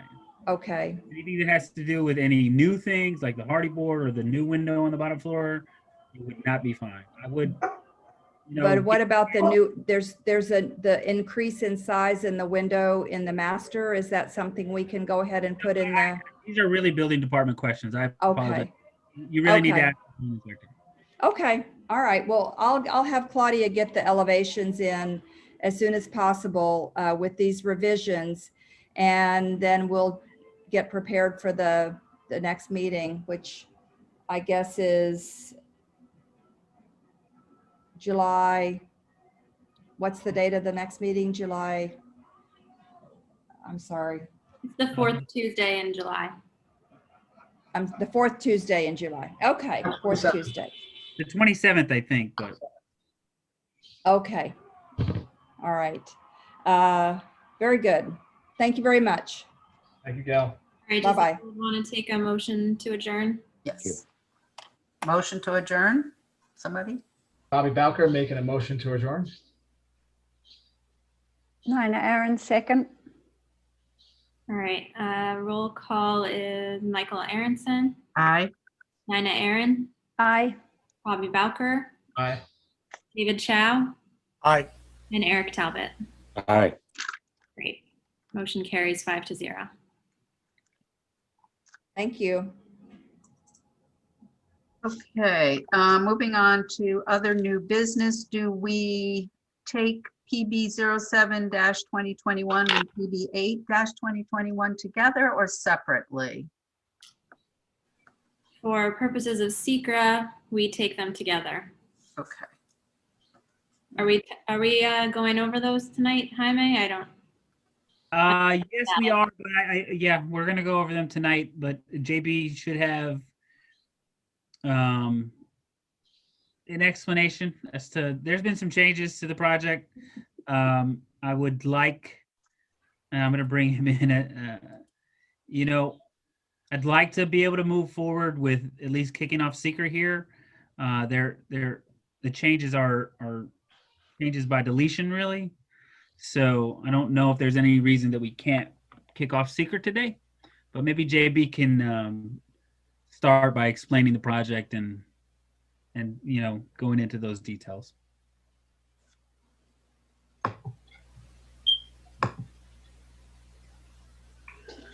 Good evening. Let me see if I can get these project going. This project has been one version or the other project has been approved several times. It's been in front of this board through the years, and it's always been consistent of a snack shop and a gas station up front, and a different version of used to be retail, and it was a gym. Then it was a mix of a gym. I'm sorry, a gym and a mix of a gym and self-storage in the rear building, which is right now furniture building. And then we have the latest time around, we converted the entire furniture building back to self-storage, and we also added 2-floor. So the idea was to have about between 80 and 90,000 square feet of self-storage. When we're back now from the board, we're trying to get the snack shop and the gas station going. When we submitted for the gas station and the snack shop back in a couple months ago, there was a concern when we had a staff meeting that there was segmentation of the project. So we were requested to submit both projects together for seeker.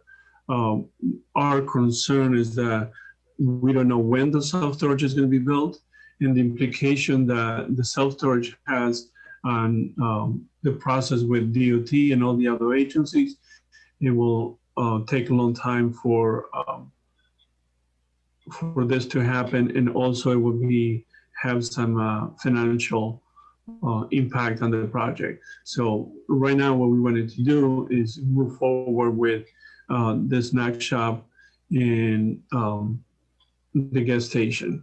And I can walk you through that's been approved before, through what was approved before and what the differences are now. Will I be able to?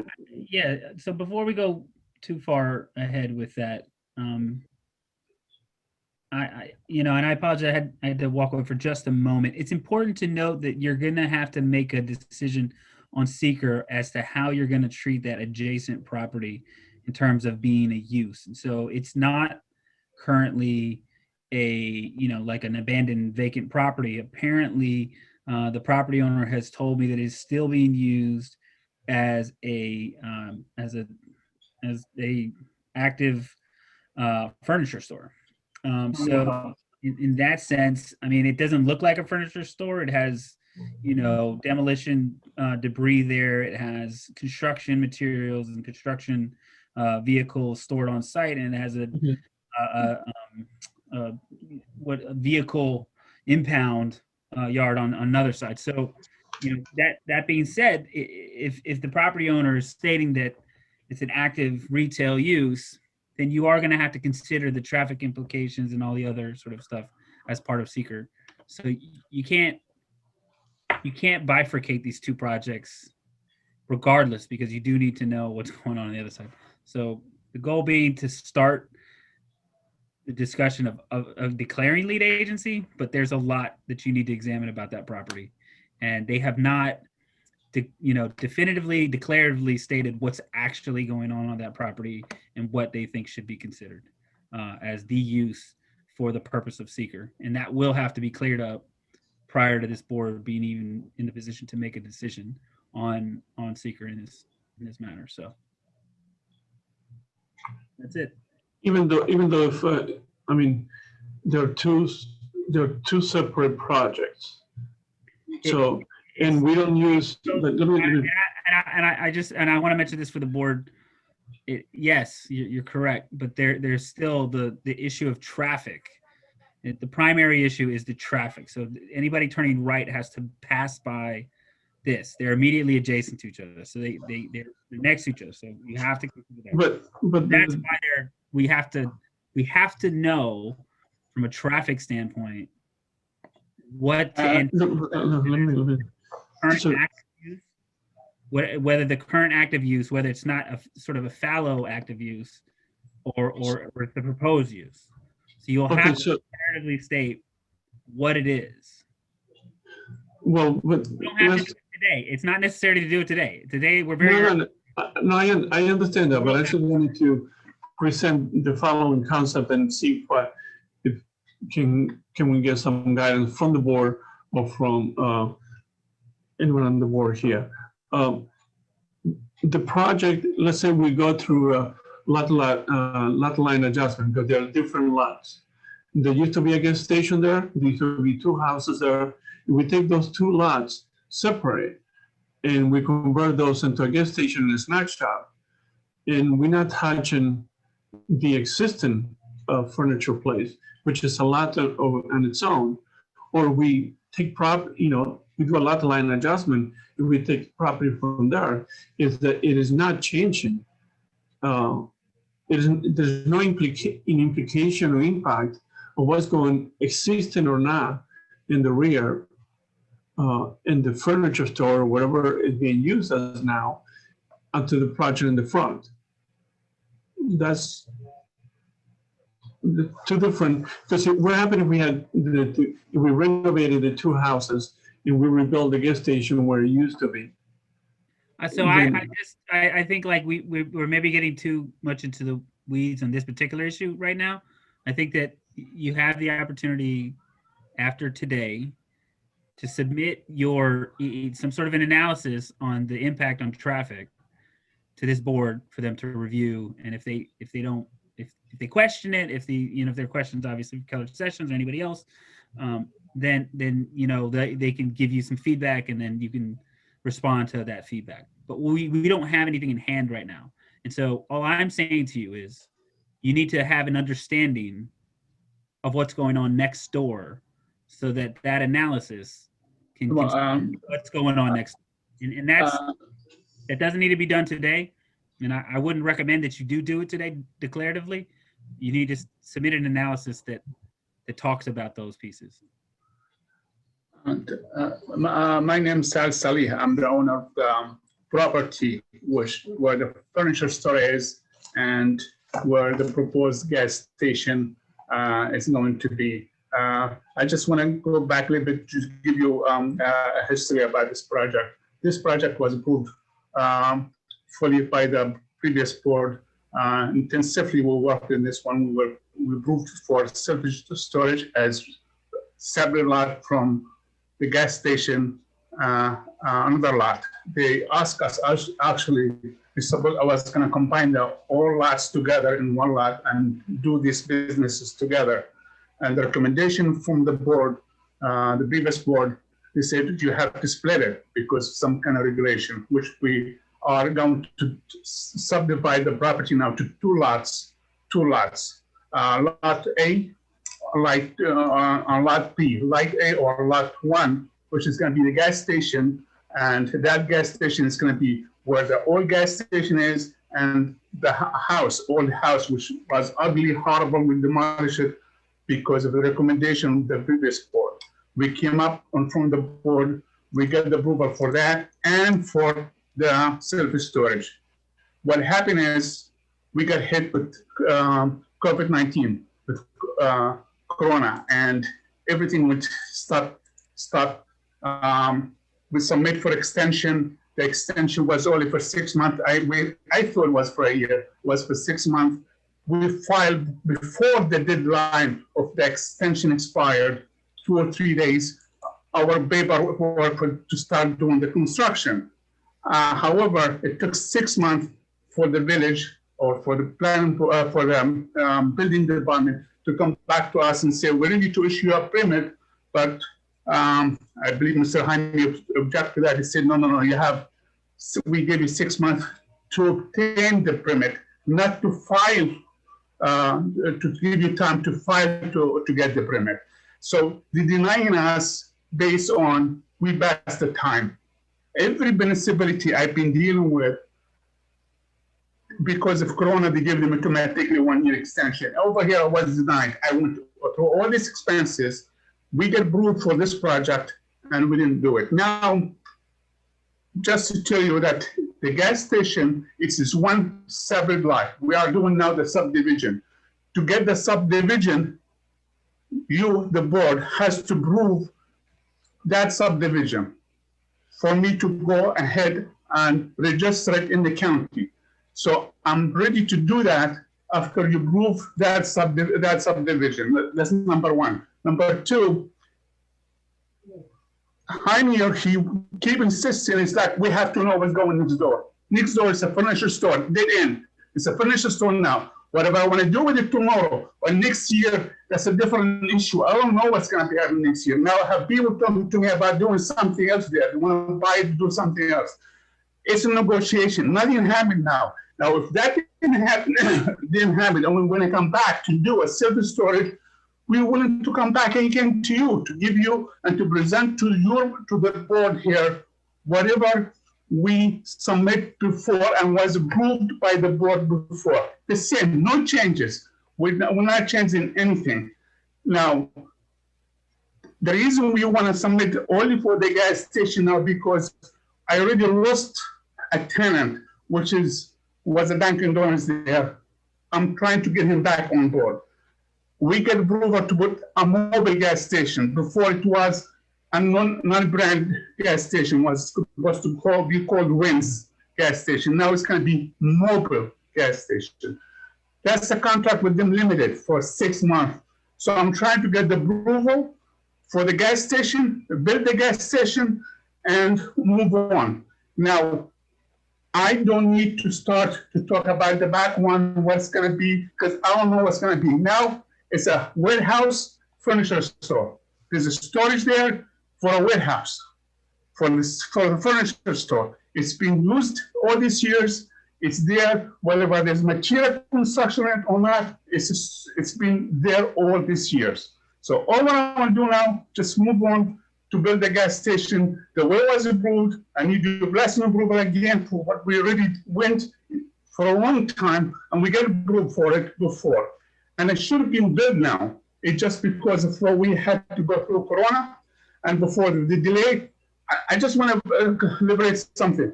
Mr. Jaime just moved to this town a year ago. We've been here for 25, 30 years. I own different businesses. I'm a developer in Austin.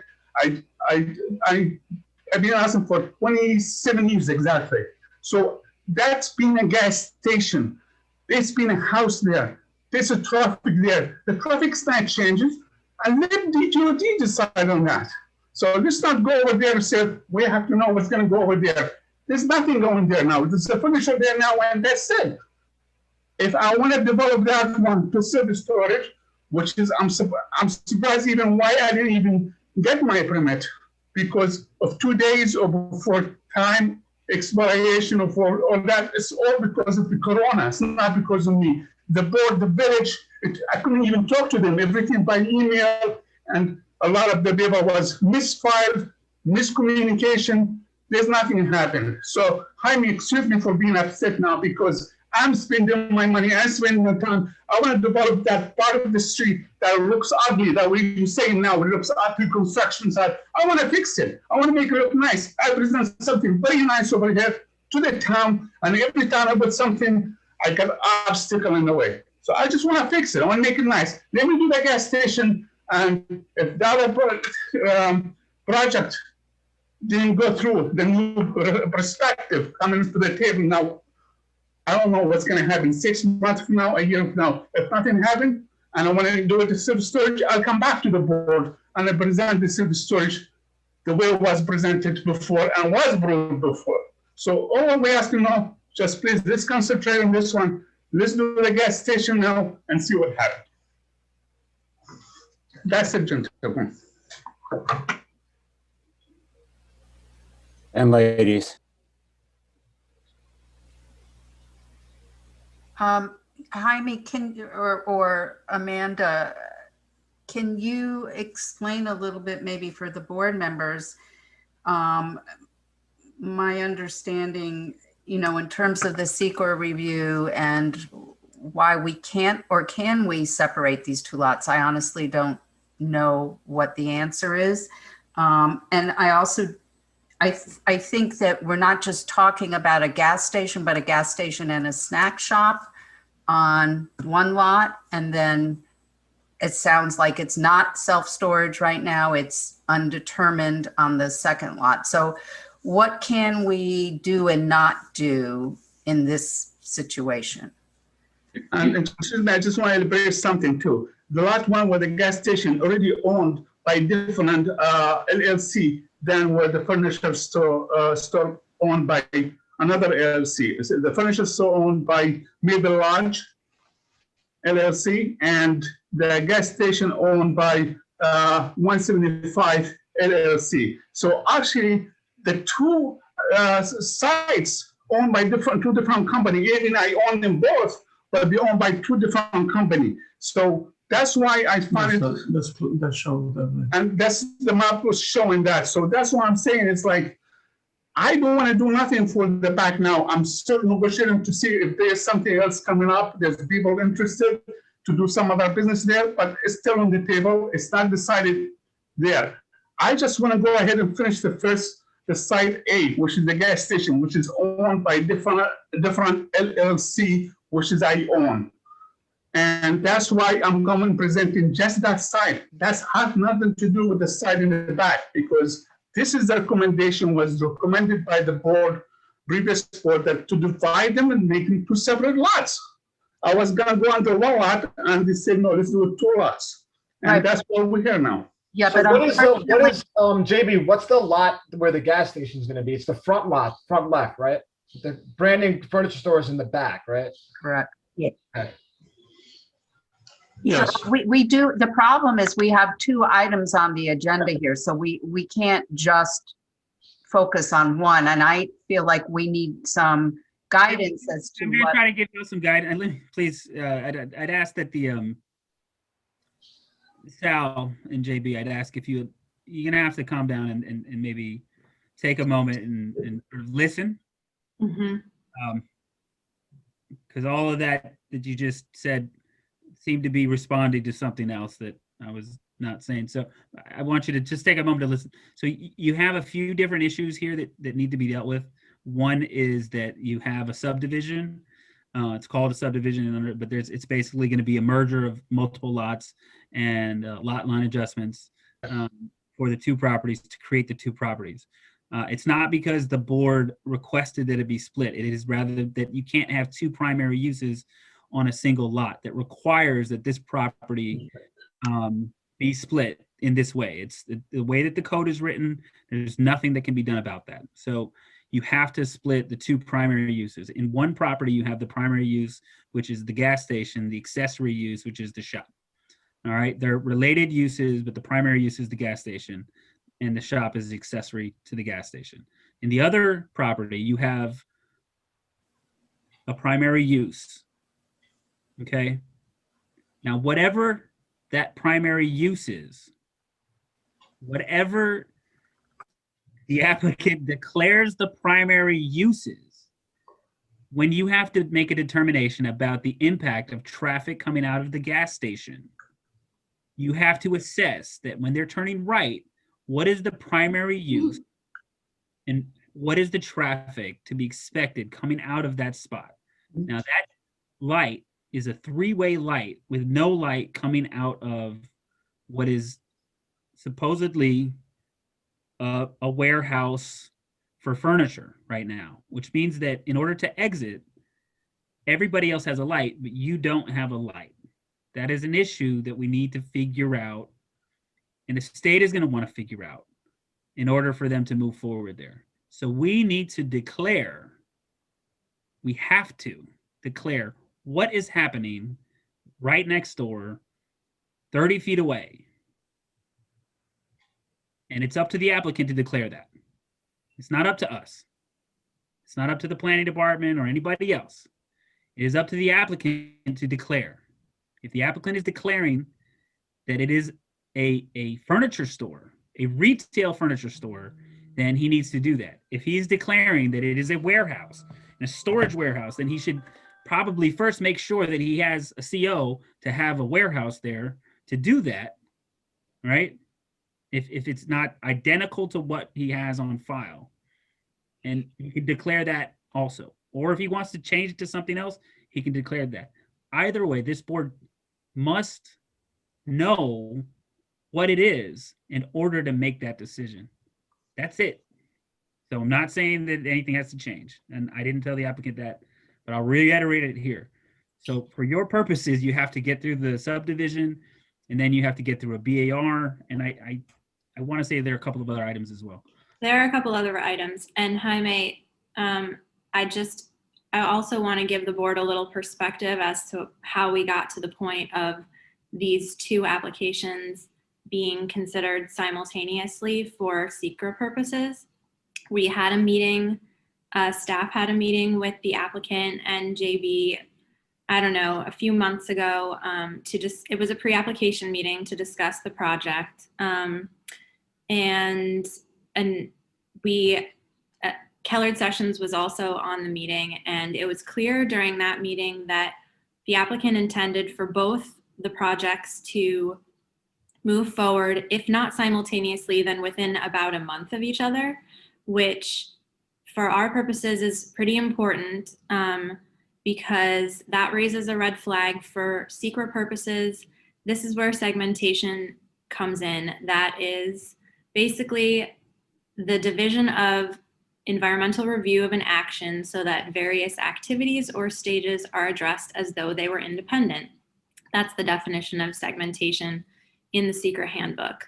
And that is discouraged under SECRA because if projects are moving forward at essentially the same rate, on the same track, the law asks your board who's performing, assuming we're going to ask you to perform the lead agency function in this case, to evaluate the potential environmental impacts all at once.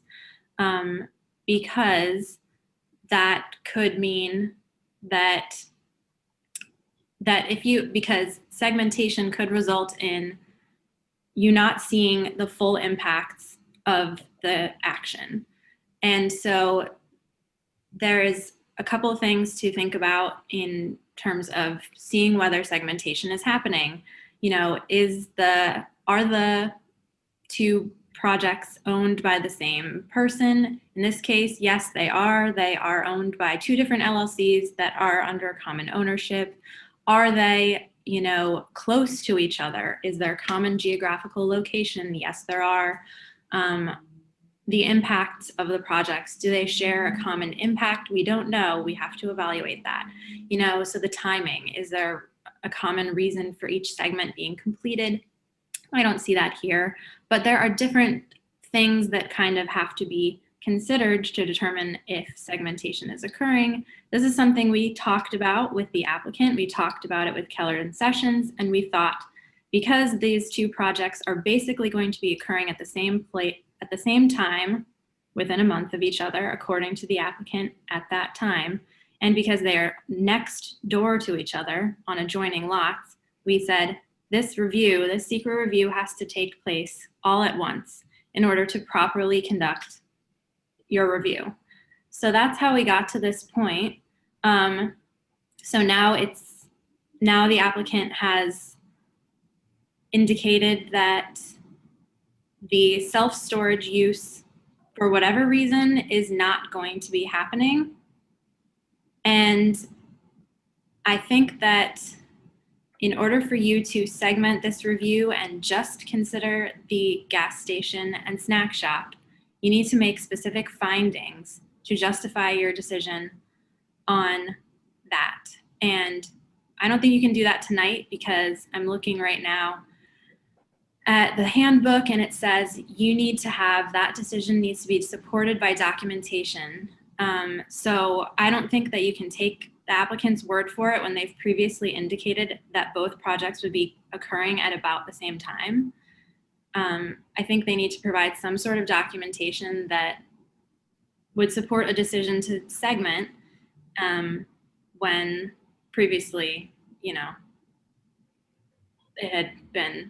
we had been on a different level here. And if Esteban from Keller and Sessions wants to jump in here and discuss seeker at all, because I know that he had been on that meeting too, then feel free.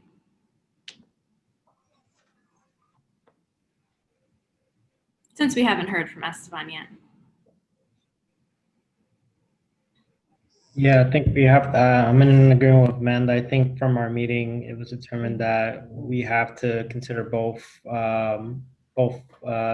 lots as one in terms of the seeker review. And I think also from that meeting, there were still some comments from the state that were still not addressed. From my understanding, that approval wasn't still not granted. Yeah, so I want to just check in because this is, I think this is an important piece. Obviously, segmentation is something that we do, you know, we're going to have to avoid. Is there anything that's preventing the board from declaring lead agency today with them as a combined? They can make a decision on segmentation later, correct? Right. Yeah, I think they can still declare their intent to be lead tonight, Okay. and they should. Yeah. So it doesn't, so, you know, just so the applicant understands, this decision can be made at a later date. It's not going to slow down the process of review for us at this point. So you're still going to be on track. There's no change in the timeline from the perspective of the reviewing body on how long it's going to take to get started. So just to make sure we understand and Sal understands as well. So we're going for first a subdivision merger. We're going to do the lot line adjustment. I don't think we need to declare a primary use for the existing lot because it already has an existing use. And I think that's what Sal's saying. If he's not going forward with the project, he's going to maintain it as a furniture store. And I think that any storage that's being done there is an incidental use to the use as furniture, the store. I think it's So worth in order that. to avoid segmentation, we're going to provide something in writing to say that he will not be moving forward with the self-storage at this time and why. And then that will allow us to have the board declare a lead agency and then move forward with the gas station and the snack shop. Yeah, I think they can declare lead agency tonight for both, and then that would allow them to, well, notice of intent to declare lead agency, I'm sorry. And then they can circulate that notice, and then they would definitely need that documentary information from you about what you plan to do with the self-storage lot, or whatever, the furniture lot, I'm sorry. Okay. So that's the only action that we should take this evening, which is declare notice of intent to be the lead agency for seeker at this point. Yeah, Okay. for now, I would say it should encompass both properties. Right, for both properties. Okay, and so is that something that we want to take a motion on now? Or do people have more questions for Amanda or Esteban or Jaime?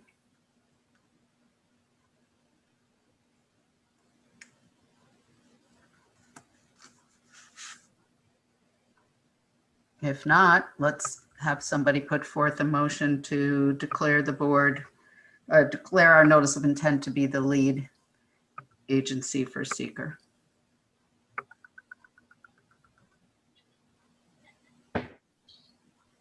Eric Talbot, I make the motion to declare our notice of intent to be the lead agency for the secret review of the two properties in front of the board for this application. And Bobby Bowker, I second that motion. Okay, Michael Aronson, Aye. Nina Aaron, Aye. Bobby Bowker, Aye. David Chow, Aye. and Eric Talbot. Aye. Motion carries 5-0. Okay, got our work cut out for us. All right, are we ready to move on to, I think, what is the last new item on the agenda, which is PB 13-2021 BAR-08-2021, the DPW site at Water Street, Central and Main Street. Do we have somebody to make a presentation, or what are we reviewing today? We have so many people. Uh-oh. I'm gonna just start adding them in.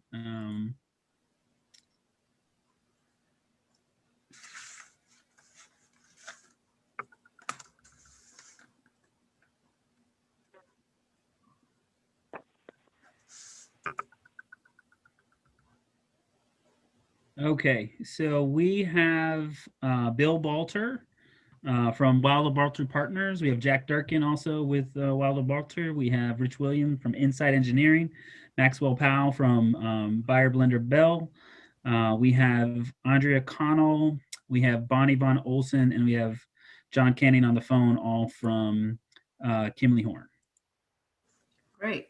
Well, thank you. Who wants to go first? Bill, are you able to join? Bill is here, and he just needs to unmute. There we go. Jaime, do you want to sort of do an introduction of how we got here, or do you want me to do that? Yeah, I can do that. So essentially, we have a pretty interesting project here. I want to say about a year and a half, 2 years ago, the village put out an RFP looking for a developer to redevelop the Ossining downtown, the waterfront DPW site over on 30 Water Street. They were looking for an affordable housing developer, someone who could come in and help extend the Sing Sing Kill Greenway. Went through a competitive process looking for the right developer, and ultimately selected Bill Balter. He was officially selected, I want to say it was April of 2020. Was it April, Bill? Yep, it was April. Yeah, April 2020. Since then, there was a series of public meetings going over the sort of the four corners of the project, and they are currently now, the Board of Trustees has reached a point where they're finalizing a term sheet on it, but they're enabling the project to move forward. And so this is the first step in the approval process for land use approvals for the DPW project. And with that, hand it over to Bill Balter. Hi everyone. I'm sorry that our group outnumbers you. That was not our intention. We're going to do a presentation in a minute. Jack, do you have that to load? Yep, I sure do. I'm just going to share my screen. We're going to share our screen right now.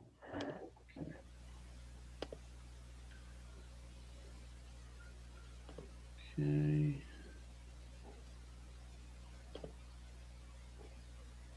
Can you guys see? Yeah. Okay. Okay. So, as Jaime said, our company's Wilder Balter Partners. We've been in Westchester for 31 years. I actually grew up in Hastings, and I lived on Independence Place in Ossining before moving to Mount Kisco about 30 years ago.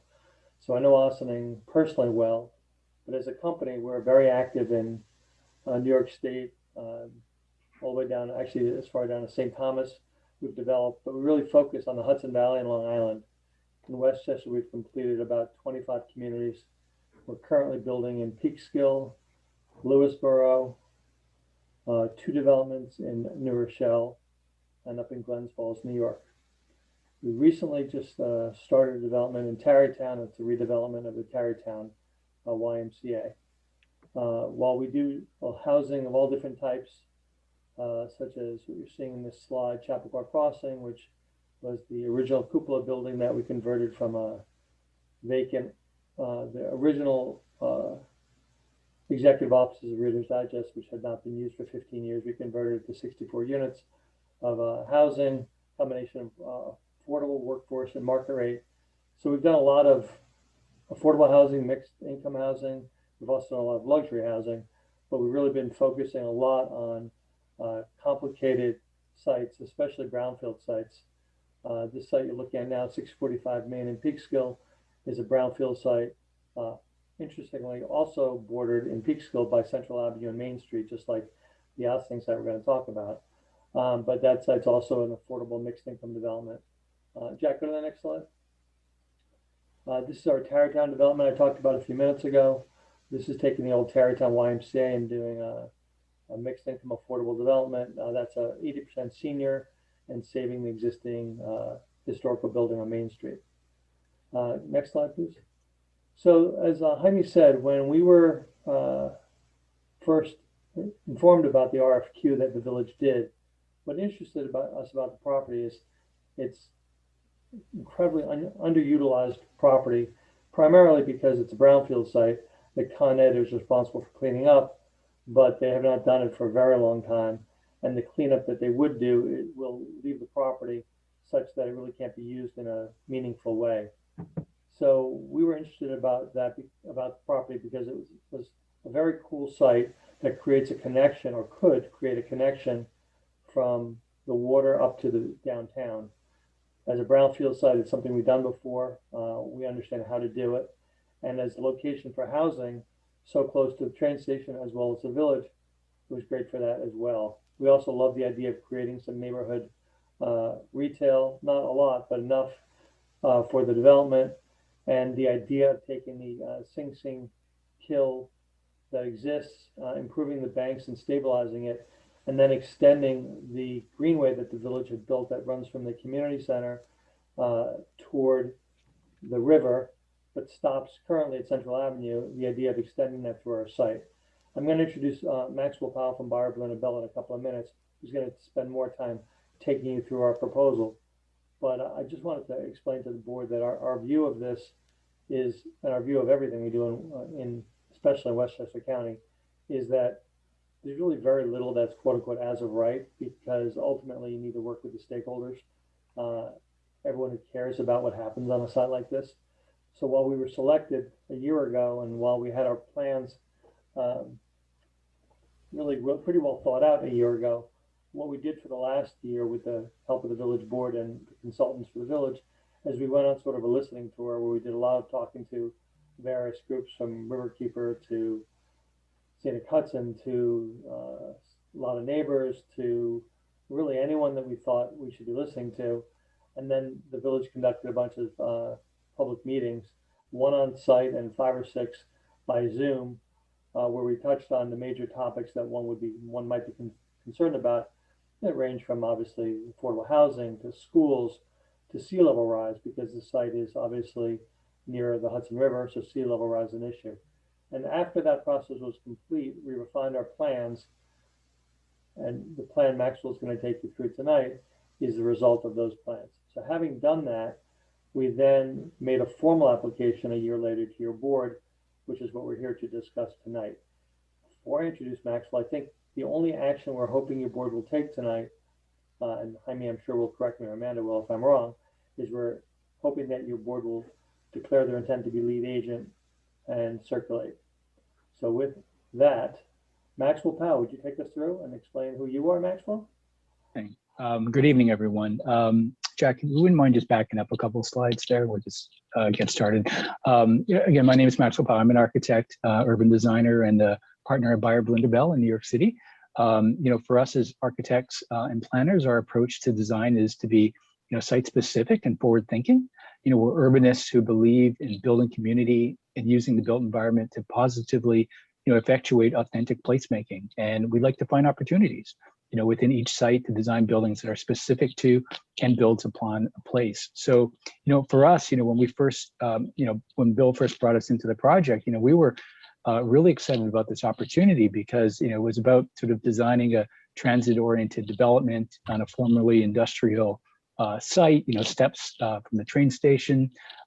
It's currently a closed off site that, we think that could be converted and made much more porous and open and accessible to the public. And we also think that this site is really an opportunity to make an extension of the village by sort of re-knitting this part of the village back into the overall plan and sort of serving as a gateway into the village from the waterfront and vice versa. So these were sort of the fundamental planning components that we were really excited about, really from the start of the project. And then we visited the site, and we were really struck by the sort of pure physicality and the multiple layers the site has to offer. There's incredible topographic change along Main Street and Central Avenue. Obviously the proximity to the train station and the waterfront, but there was also this incredible sort of natural landscape surrounding the site. And of course we walked, up the Sing Sing Kill Greenway up to the library, which is an amazing sort of open space oasis. And then we, went back to the office and we studied the plans that extended, the Greenway through this site to Water Street. So we thought, that's really quite incredible. And, if we go to the next slide, Jack, those layers are sort of juxtaposed onto the site itself, right? So it sort of starts off, with that fence along Water Street, and then it sort of transitions into the DPW yard, and then sort of the hardness of the Sing Sing Kill Canalway that currently exists. And then it transitions off the cliff-like slopes along Main Street and also on Central Avenue. And then it dramatically changes into this sort of vast forested area to the east side of the site. And so the trees and sort of the natural landscape. So in one space, you really kind of see this contrast between the concrete and the hardness of the DPW site up against the backdrop of a natural preserve. So, for us, that contrast was really quite interesting and sort of informed how we thought about the plan for the site. So let's skip to the next slide. So this is sort of the context plan. From a planning perspective, I mentioned, I think we really see the site as a gateway and sort of an extension to the river and back. We thought it was important to build upon the potential of the site to offer more of a civic element and more of an openness through the site that doesn't exist today. We wanted a plan where we would be able to welcome people to experience the canalway on the western end, and then have them further experience sort of the natural preserve and that connection back to the Greenway towards the eastern end. And most importantly, we felt that the design of the buildings and the open space were not mutually exclusive, and that they ought to be designed in a way that actually reinforced each other, right? So that's sort of the context of how we design the buildings and sort of situated the buildings. It's sort of comprised of two buildings flanking the canalway. On the north side, up against Central Avenue, is a public garage and a residential garage. And on the south side of the canalway is the proposed mixed-use building, which will include the residential units. Next slide, please. So we'll take you through some of the floor plans of the site, give you a little bit more color into how we sort of laid this out. So in terms of the overall roof plan and the site plan, all of the development that we're proposing is located at the western end where the DPW site currently is, right? So sort of where all that concrete is, where the existing building is, where those functions currently are. And we're trying to stay away from any of the steep slope areas, which helps us preserve the natural landscape towards the east and also towards the south. So the idea was to keep as much open space as possible to maintain the natural quality while improving the hardscape on the western end along the kiln, along the canalway. So again, the two buildings flank each side of the canal, the garage on the north and the residential building to the south. The building on the south itself terraces up as the building rises towards the east, much like Main Street rises as you go towards the east. And sort of the idea with that is that the building would have multiple terraces, and some of those terraces could be used for green roofs. The top two floors, we are planning to install solar panels, which of course ties into one of the many tools that we are aiming in terms of trying to achieve LEED Gold for this building. And then on the other side of the canalway is of course the garage, which will consist of parking for the residents, as well as public parking on the top floor of about 45 spaces on the top floor.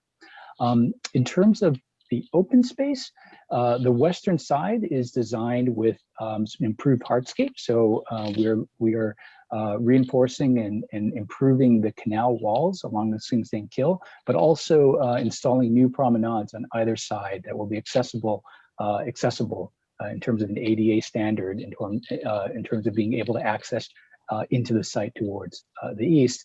And then as we transition beyond the buildings towards the east, it goes and transitions back to a sort of a natural configuration, largely as it exists today with the new path that connects to the greenway, which is sort of shown in that yellow highlight that connects back towards the existing greenway.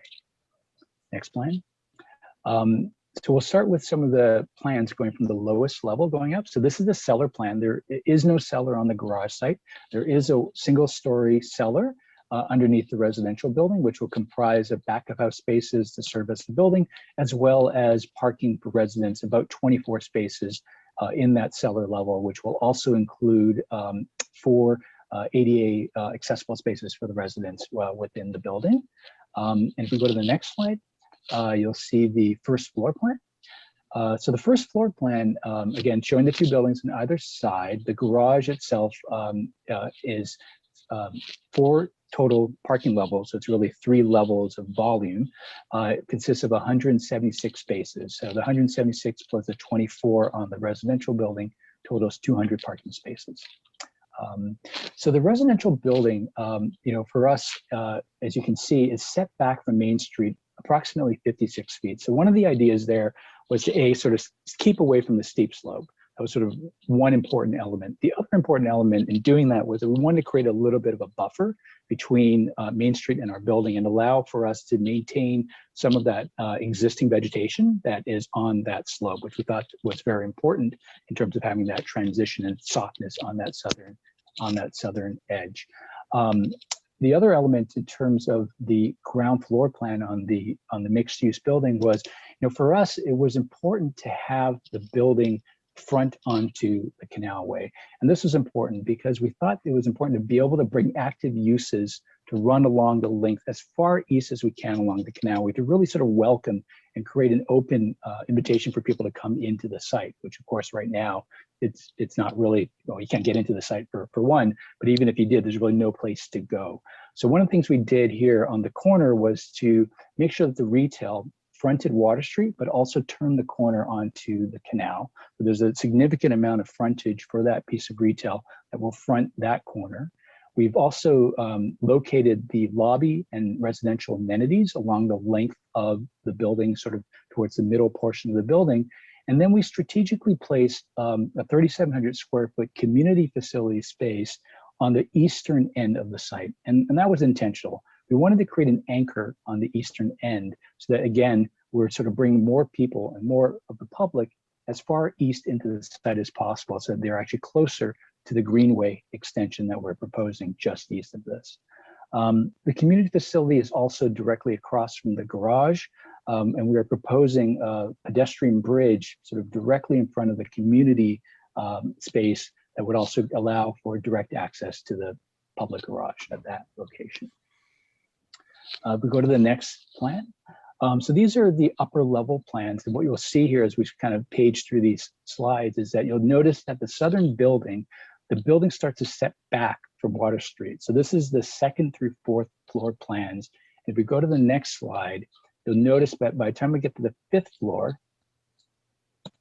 Jack, can you go to the next slide? Thank you. You'll notice that there's a little terrace. The building starts to set back, and this is the 5th and 6th floor plans. And to the next slide, the building will step back again, right, on the 7th floor. And then the next slide, on the 8th and top floor, the building sets back again. So it's not exactly the most efficient way of designing a building, but we thought it was important for this building because we wanted to make sure that the scale of the building relative to Main Street kind of worked in lockstep, right? So the building sort of rose up as Main Street rose up. So at no point when you're looking at the building from Main Street, that the building feels like it's more than 4 stories taller than Main Street, right? So we're trying to keep the scale of the building in harmony with adjacent Main Street. Next slide, please. We've also prepared some of the typical unit plans. So the building will consist of one bedroom, 2 bedroom, and 3 bedroom units. There's 109 units in the building. You'll see from these layouts, they're pretty efficient layouts, pretty generous in terms of the size, in terms of storage. And of course, all of these units would be ADA adaptable as we would expect for a multifamily dwelling. Next slide. And I think just in terms of the summary, just repeating what I previously mentioned, 109 units, the majority of them 2-bedroom apartments, 1-bedrooms make up about 37%, and then there's a handful of 3-bedroom apartments in the building, and a total of 200 parking spaces on site, 45 of which would be for public use located within the garage. All right, so what we'll do now is kind of step into looking at some of the elevations. So this is a view if you were standing on the canal and sort of looking directly at the building. So this would be a north elevation for the building. From an architectural perspective, we really felt that the buildings wanted to feel robust with a modern sensibility. They are buildings of today, but using materials that are very compatible with the village, both in terms of the materiality, in terms of the hues, and also in terms of the textures. We wanted the buildings to have transparency, particularly at the base and at the ground floor, but also at the residential floors with slightly oversized windows as well. So the building sort of has also a sense of porosity in the elevations. The primary materials that we're proposing are neutral brick, which is sort of the gray components that you can see on the upper floors, which we feel ties into the hues of the canalway walls and the promenade, with metal panel accents and a wood finish, which is what you can kind of see in the brown infill panels between the windows. And that for us, I think, is a way to sort of tie back and have a nod towards the natural topography of the trees around us.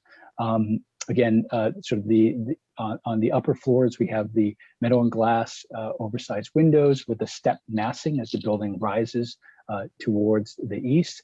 The metal bulkheads, which will comprise of the elevator and the stair bulkheads, are set back from the roof edge and just in a very simple metal panel finish that sort of recedes on the roof. And then going back to the base on the ground floor, we are proposing a stone cladding along the base in lieu of the bricks, again, to tie back to the materiality that we're proposing on the canal walls. The facade itself, you'll notice, is a very simple palette of materials within a very sort of regular grid that obviously corresponds to the units inside, but it also has a very subtle shift in the window widths, which allows us to offer a little bit of movement and a little bit of playfulness on the facade. You can kind of see that in sort of the widths of the windows kind of dancing around a little bit up and down the building. Next slide. So this slide is an elevation view from the south of the building. So this is kind of not really it's kind of an impossible view, right? Because we're looking at it as though you're, right along Main Street, but sort of down in the pit at the lower elevation. What you'll see here is in the dark dashed line, that is the grade of Main Street directly in front of our building. And again, we're taking the elevation that we have developed on the water side and sort of taking it around 360 degrees onto the Main Street side. You can see that there's another dashed line that's above the Main Street elevation, which is located 48 feet above Main Street. And this kind of depicts what we were trying to do here in terms of the stepping of the building, right? So at no point when you're on Main Street that you'll see a building that's more than 4 stories tall. And this sort of depicts sort of that strategy in terms of how the building masses as it goes up along Main Street. Also, just want to make a note, and I'm sure the board knows very well that elevations themselves, are sort of unrealistic viewpoints of a building, but certainly very important for forums such as this. But one thing to note is, again, this building face is 56 feet away from the sidewalk of Main Street. So, when the building is set back like that, and we're viewing this in perspective, it even appears even lower than if the building was situated right up against the sidewalk.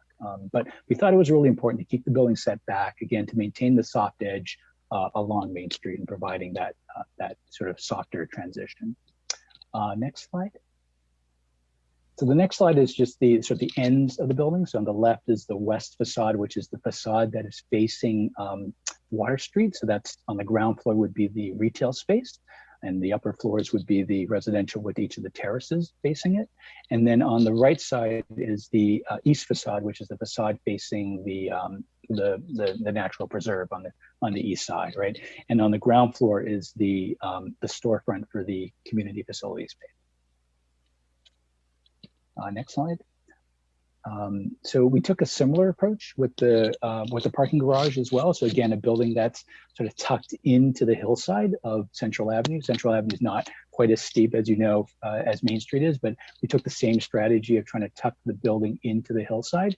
The garage will be a precast concrete garage that will be naturally ventilated on the upper floors.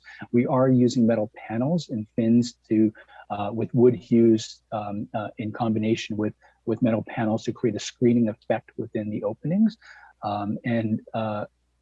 And each of the garage levels are actually accessed directly off of Central Avenue. So there actually is no internal ramping on this garage. So it's really quite efficient and sort of a simple building on the north side of the site.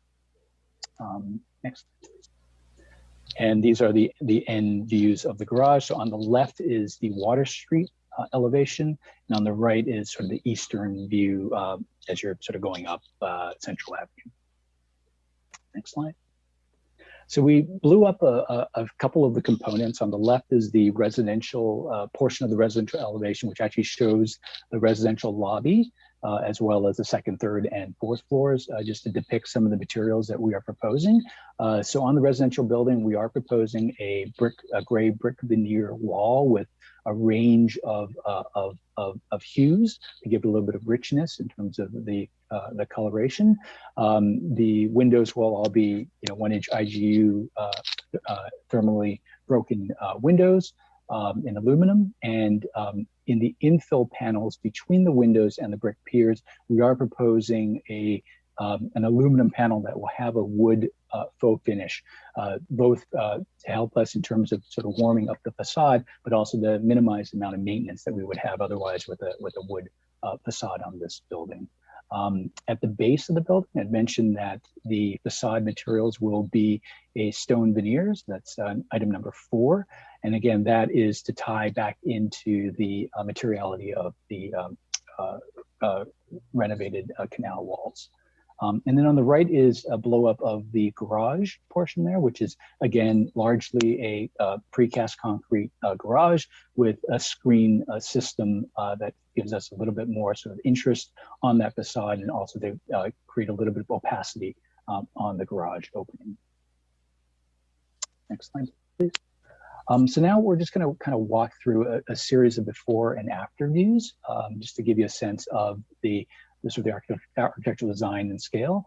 So that first view was sort of right off of Water Street and Central Avenue, and the DPW building is right on the left here, and the site is sort of to the right of that and back in the view. Next slide gives you a sense of sort of the scale of the new parking garage, as well as the new residential building, the 8-story residential building with the 4 different setbacks along the roof. Going towards the west, and again with this view, you can see the retail on the corner, which we're hoping is a restaurant or cafe type of facility that will have sort of an indoor-outdoor experience, which we think would be really nice on that corner. And then you can also see sort of in the foreground the canal, the rebuilt canal walls there. Next slide. If we walk, if we cross the street on Water Street and sort of look directly into the site, the canal is right behind that fence there. If we go to the next slide, this is sort of the experience that you would feel at that location, right? So obviously a much more open access into the site we think is super important. On the right is that sort of restaurant cafe space. We took the facade and we actually pushed it in to give us a little bit more width as you're entering the site along this promenade, and it also gives us an opportunity to have some outdoor seating that's covered and year round, and have that sort of nice opportunity to have an indoor-outdoor experience.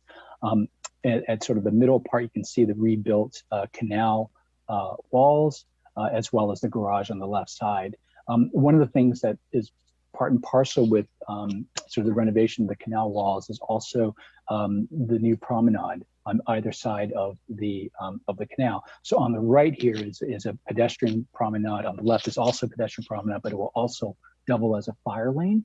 to service, obviously protect these buildings. But the promenades have all been regraded so that they are ADA accessible all the way through towards the eastern side of the site. If we walk further north to the next slide, this is if you were sort of further in on the site. The canal is just on the left. You can see the wall there, and you can sort of see Main Street towards behind those trees. The next slide kind of places us right at the residential lobby.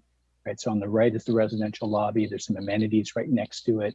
The promenade, we're sort of nearing towards the end of the canal portion of it. You can see the new pedestrian bridge that crosses the canal and connects us back to the garage. And on the right of the building, sort of towards the end of the building, that would be the new community facility space at the end of that space. Next slide.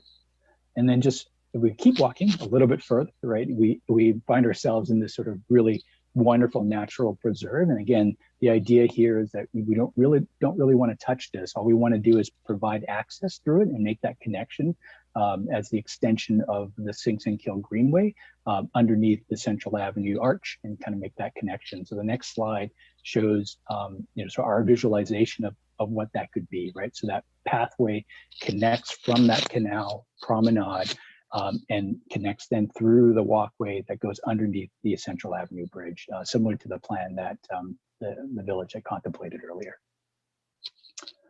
And then I think we have a handful more. So this is a view from Central Avenue, looking back towards the Hudson. And we wanted to just drop in the garage building, which is the next slide, right? So the garage building, basically is right on the on Central Avenue.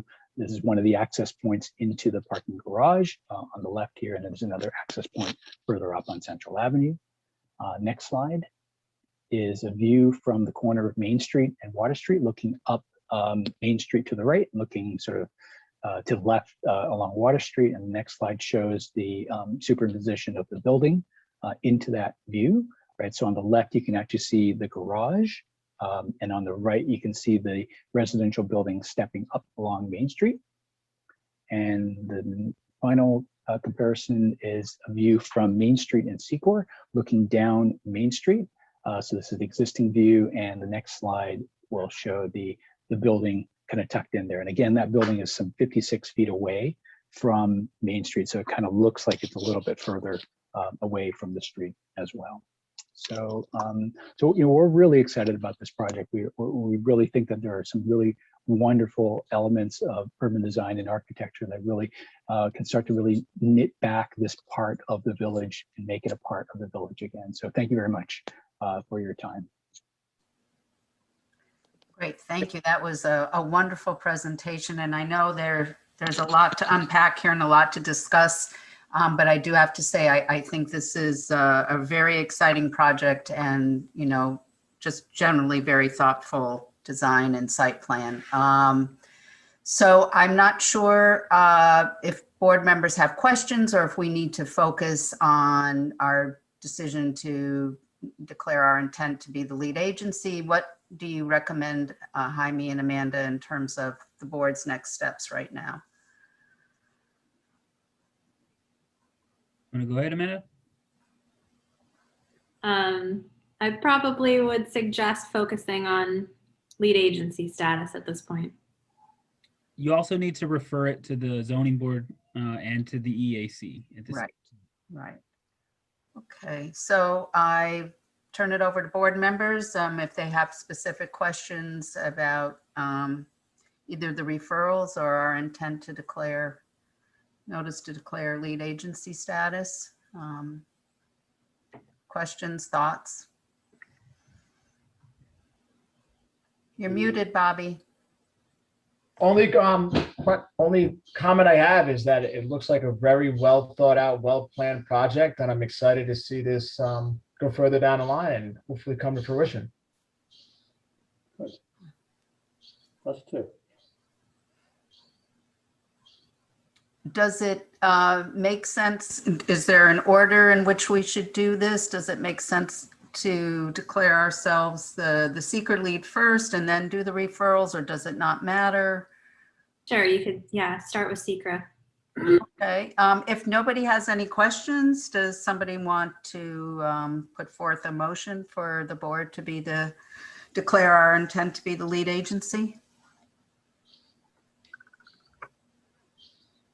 Bobby Bowker making a motion to declare intent to be lead agency for the project. Nina Aaron, second. All right, roll call starts with Michael Aronson, Aye. Nina Aaron, Aye. Bobby Bowker, Aye.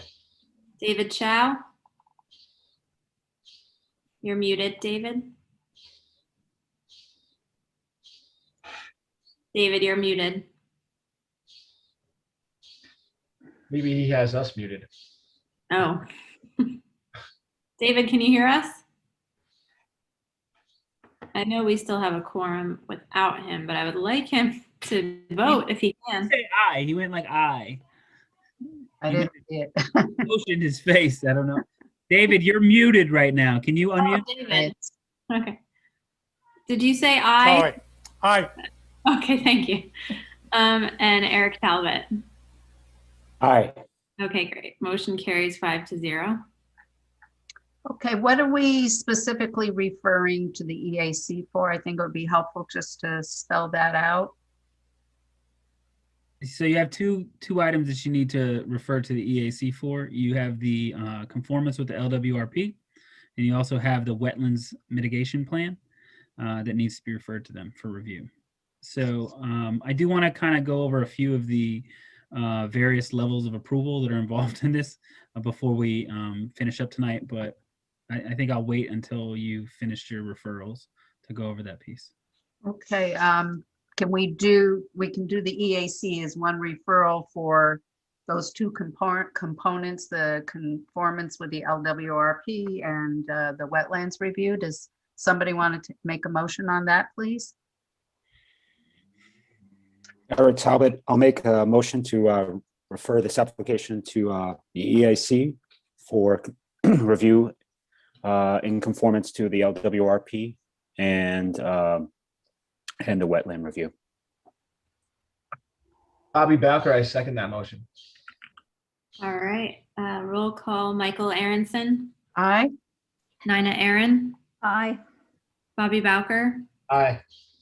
David Chow, Aye. and Eric Talbot. Aye. Motion carries 5-0. Okay, and then we have the referral to the ZBA. Can we have the details of that referral, please? Do you want to? All right, so I will. All right, so so there is two separate, basically two separate zoning board referrals. There is a referral related to a area variance for the habitable space. So you may be familiar with the challenges we had at the Ossining Children's Center, where there's this sort of rules between habitable and livable space. Here, there is a variance needed for habitable space due to the way that our rules are set up. There's also the proximity of the garage to Central Avenue. So it is too close to Central Avenue and therefore requires a couple of variances, I believe, related to the proximity to Central Avenue. Okay. All area variances. All area variances. Okay. Do we have a motion to refer to the ZBA for area variances for habitable space and the proximity of the garage to Central Avenue? Nina Aaron, motion to refer to ZBA for 2 area variances, one for habitable space and the other for the proximity of the garage to Central Avenue. It might be more than 2, you know, if we're being specific, but those are the categories. Okay, for those 2 categories of however many variances there are. Yeah, thank you. Okay. Being detailed. Bobby Bowker, I second that motion. Okay. Michael Aronson, Aye. Nina Aaron, Aye. Bobby Bowker, Aye. David Chow, Aye. Eric Talbot. Aye. Motion carries 5-0. Okay. Is there anything else formal we need to do tonight on this, or what's our next move? Nothing, Go ahead. nothing else formal that needs to be done tonight. Okay. Well, thank you once again. That was a great presentation, and we really look forward to hearing more about the project in the months to come. So Thank you all for your time. Thank you. Have a great night. Thank you. Before the board goes, and I don't need Bill and the rest of the crew here for that, but I did want to let you know, this is a planned waterfront development. So anyone who's involved with Hidden Cove may recall that there is a number of steps that are involved in allowing something like this to move forward. One of those is that at the same time that they're submitting for site plan here, they're also submitting to the Board of Trustees for the density bonuses related to the planned waterfront development. As this is going through, what the board is, what the planning board is going to do is they're going to have to sort of review the preliminary site plan as it's being discussed here, make recommendations back to the Board of Trustees to essentially to approve the density bonuses. Then the Board of Trustees has to make a decision on a special permit. It will come back to the planning board at that point for you to make a decision. And you know, within that, there's also requests for an affordable housing density bonus. There's request, the part of the approvals requires a conditional site plan approval, subdivision approval, conditional use for residential. There's a wetlands permit, waterfront consistency review, and Board of Architectural review. And that's just sort of the land use end of it. So there's quite a bit of approvals. This will be the most complex project since I've been here, but not certainly the most complex ever in the history of the village. But there are a lot of steps, and so we just want to make sure that everybody's on the same page and understands as we go through this process. Yeah, Jaime, I think we talked about this in our meeting last week, that it would be great to see some sort of, you know, plan laying out all the steps that the board has to take and the time frame for that. And within the other approvals, I think would be really helpful. And we're working on that. We have some stuff, but it's just not ready for prime time yet. Sure. We are working on getting something out so that we can share it with everyone. And you know what? One thing I did want to mention also is that there's a strong possibility that we're going to need to have like a special meeting just for this project. If anybody took a look at the record, there's just tons and tons of material to cover. And so the thinking is that it may make most sense to have a special meeting just for this, because a lot of other people are going to kind of show up to this meeting, and you know, if their projects are after this, then they're going to have to wait, you know, hours. Right. To figure out what's going on. So it may make more sense to set up a special meeting for this so that we don't have to interrupt all the other business that we have going on. That makes sense. Okay, great. Do we have one more item on the agenda tonight, or is that? You have the minutes? Yeah, we don't have this informal presentation. That's the.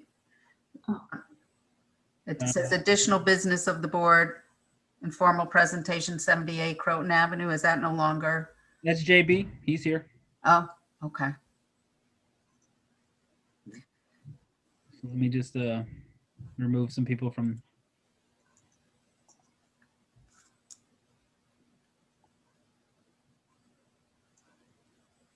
If we do have that special meeting, you're going to have to provide snacks and drinks. All right, I got it.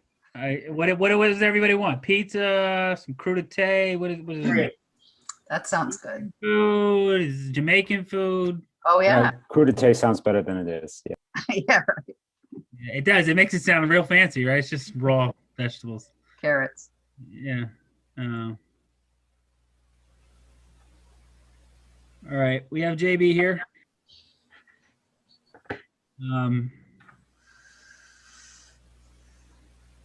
So 78 Croton Avenue, everybody might be a little familiar with this project. It's a property on Croton Avenue, next to the Valvoline gas station It's currently, there's a stop work order on it. Construction was started on this project and then was held up due to some changes in the project. So there is some ongoing stuff I think that needs to be presented. They're here for an informal presentation. And they'll be back, of course, next week, next month, but we wanted to sort of get the ball rolling, and so they're here to talk about the project. So with that, we have JB Hernandez and we have Bob Corky. Is it Corky or Cork? I apologize. Corky. Corky. Good evening. Will I be able to share the screen? Yeah, JB, just make sure that you forward over any presentations that you have so we can have it for our record. This is the same material that you already have. I just wanted to be able to walk through it. So this project was in front of the board. I believe that some of the board members present tonight were part of the original approvals. We went through a long process. It used to be known as the Baker Building. Since then it has been approved, and now it's AF Crown Avenue is the owner and developer. This was approved, and then we have changed it now that we want to walk you through that had happened on the project. I just want to remind you, kind of walk you through that the original approval was 2 studios, 8 one-bedrooms and 2 two-bedrooms. It had 2 affordable units. The number of parking spaces was 21, included 1 ADA space compliant. The parallel parking was oversized to provide easier maneuver. The waste management pickup will be done by a private carting company. One of the requests, and I believe was some of the board members present tonight, was there were no window units for the HVAC, and we also established that a horizontal sunshade grill of white metal galvanized will be installed along Clinton Avenue, or what is the oil change place in that side. All of those items that were part of the original approvals, and it was some of them were, like I said, requested by the board members. Those is still the same. Things that we wanted to change: that all trim should be wood trim and white colors. The exterior walls will be cement gray in a stucco combination. The windows were going to be Anderson 400 series and white, and there was a ledge stone or apron of stone at the bottom. Just to walk you through the changes, the footprint of the proposed building has changed slightly. Actually, it was roughly a couple hundred square feet less than what was originally approved, the footprint. The parking area, as you can see, the parking area at the rear, this was the approved at the bottom. The drawing at the bottom was the approved plan. The parking area at the rear was open to above. So one of the changes that have been made is that we have installed a roof or a patio. It does not increase the building size. It does not change the number of parking spaces, and does not alter the amount of impervious areas that the building has. It does create a common area for the tenant. It's aesthetically much more pleasant than looking from the outside and seeing a parking lot at the bottom. And it also adds to the privacy. There's a pergola at the corner that will add to the privacy. So this is kind of what the patio is proposed. So instead of looking at the bottom and seeing the parking from the neighbors and from the tenant, to be able to utilize the proposed patio and use the pergola in the corner. The floor plan, the floor plan layout was changed. The building had, the construction methods of the building changed from being originally modular construction to then wood framing. And I'm sure everybody has followed the pricing of materials. So the latest design that we did was for concrete and metal studs. Now, when we did that, we modified the floor plan. Again, not the footprint, not the exterior layout, But we did modify the interior layout of the apartments to accommodate some of the construction changes. And we have a workout with the process with the building department and demonstrated that all of these comply with the habitable space.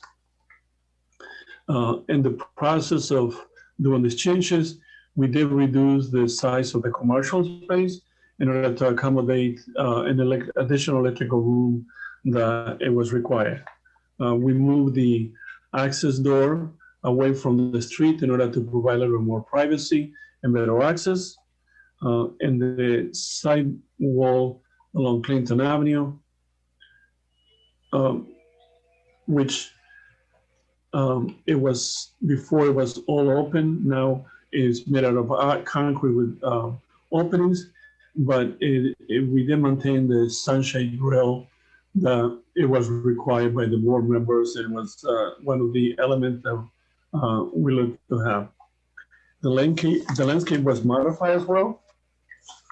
And now, let's see if I can zoom in a little bit on the changes in the elevations. This is what it was approved, and this is what it is now. So what we are providing is a different color scheme. It's going to be at a stucco, and we did remove the goose lighting that we had in order to prevent any encroachment into a village property, and we made it into surface mounted fixtures along the street. The windows were going to be Anderson 400, and they're going to be similar windows, same size, same shape, same operation, same values, but they're going to be made by a different manufacturer. And the roof too, we changed the roof, but that's not a war issue. So again, the biggest changes here is that we did maintain the grill system, the sunshade system that we spoke about, but now behind that there will be a concrete wall that's supporting the new concrete structure, and it will have openings. In most of the details that we have and we presented, we are maintaining the details, but we are using them now. We are building them out of stucco for cost savings. And the color scheme, let me see if I can.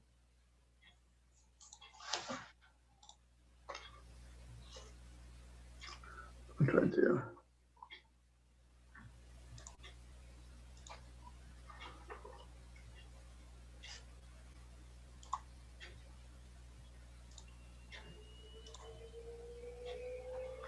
Let me see if I can, I was trying to show you the color screen. Okay, get it too. The middle on the left. You see it? The middle on the left. Second one down is the panels. Yeah, but it's that one there. If you bear with me with a second, I'm trying to show you the color scheme. This is the color scheme that we're proposing now. And we took different pictures, and we have these boards, and like we said, we can either leave these boards on the site where the board members want to see them, or deliver the sample boards to the planning board so everybody can see them. JB, I want to clarify what I heard, because I just want to make sure I'm hearing this right. Did you say that you're gonna you don't want to do the bricks, what were going to be bricks before, you're going to replace it with stucco? Yes. A brick pattern? The brick pattern is staying. A stucco brick pattern? Yes. Okay. That's how it is done very often, and it's done very well as well.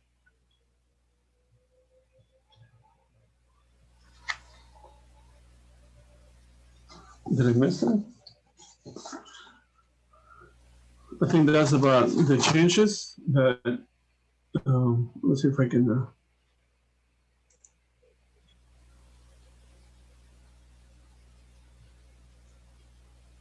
Loosen the.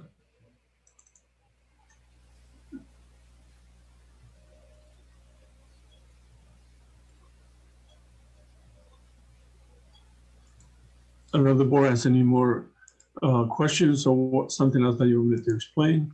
But basically, those were the changes that we went through it. Right, Bob? And I don't think I missed anything. Jaime, at this point, this is just an informal presentation, so I mean, we can ask questions, but there's no decisions that are going to be made at this point. Is that correct? No, you can't make any decisions today. I'm trying to recall. I mean, it's listed as an informal presentation. I think partly because it got placed on the agenda after the meeting. Agenda was posted to the newspaper. So unfortunately, I don't think the process is officially going to start till the next meeting. In my understanding, but yeah, I mean, so you can't do anything, but you can ask a lot of questions. I mean, you can certainly ask any questions. They're gonna, obviously have to resubmit all their materials.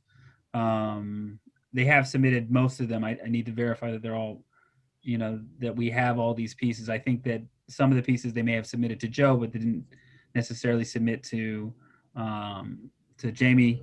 So they're going in a couple different directions.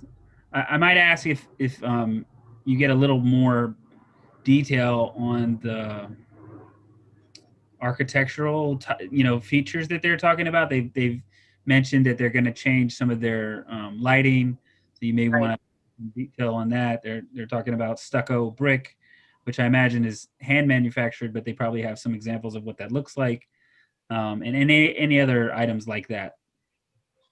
Yeah, I mean, I just want to say some of us who were on the board when this first came before us, we spent a lot of time on the architectural design of this project. And I, for one, had a lot of concerns, as I think some other board members did as well. So I think, at least for me, I'd really want to see, things spelled out as clearly as possible for when this becomes a formal action for the board to review. We had created a memo that has a very detailed specification, so we'll be able to share the memo with the board if the board hasn't seen it. So we will resubmit the memo that we had created, basically going through every item that have been changed in the project.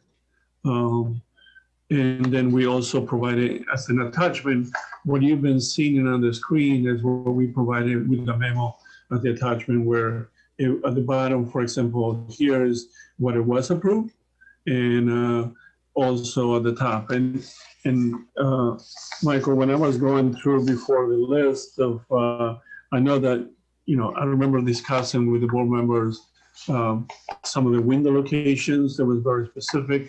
No window units. I think you were one of the, that was one strong item in your list.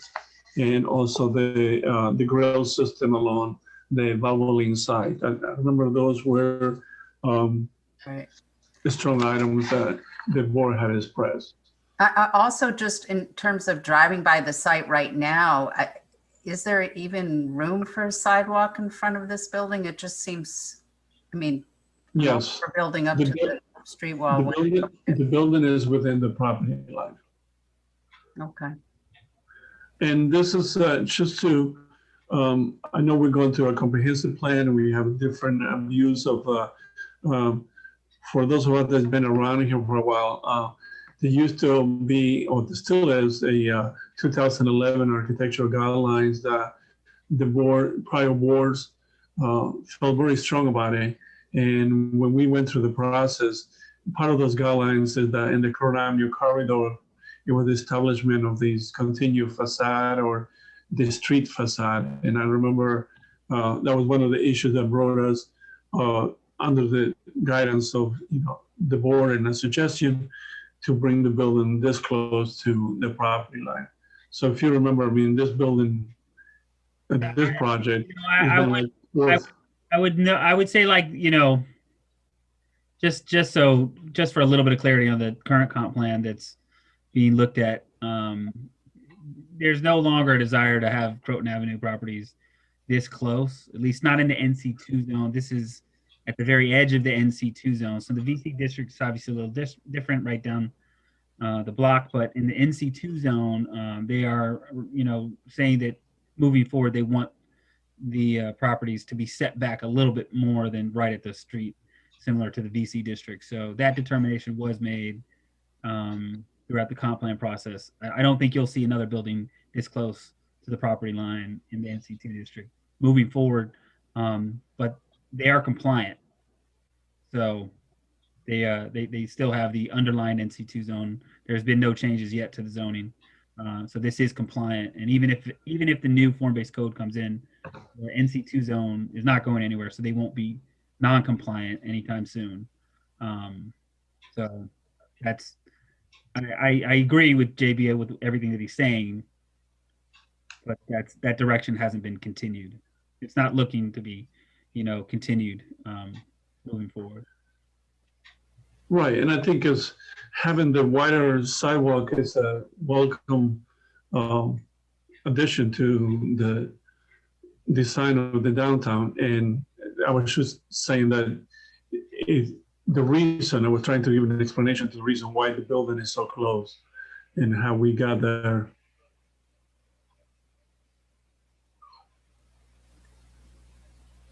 Okay, well, thank you. And I guess we'll wait for formal submission and something for us to review and comment on, unless board members want to make some comments now that could, direct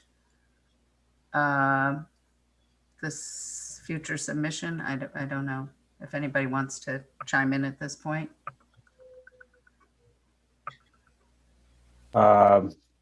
Eric Talbot speaking. I just wanted to say that, thank you for the presentation, JB, and just to be respectful of the previous review, I think we just need to kind of zero in on what we need to see to understand what we're approving. And I appreciate the colors of samples and things tonight, but I think that we just need just specificity, and then we can move forward with that, with reviewing and approving this application. Yeah. That's Anybody else? Or should, I don't know if do we adjourn this item or? Yeah, you can adjourn it. Okay. If nobody else has any questions or comments, does somebody want to make a motion to adjourn this to the next meeting?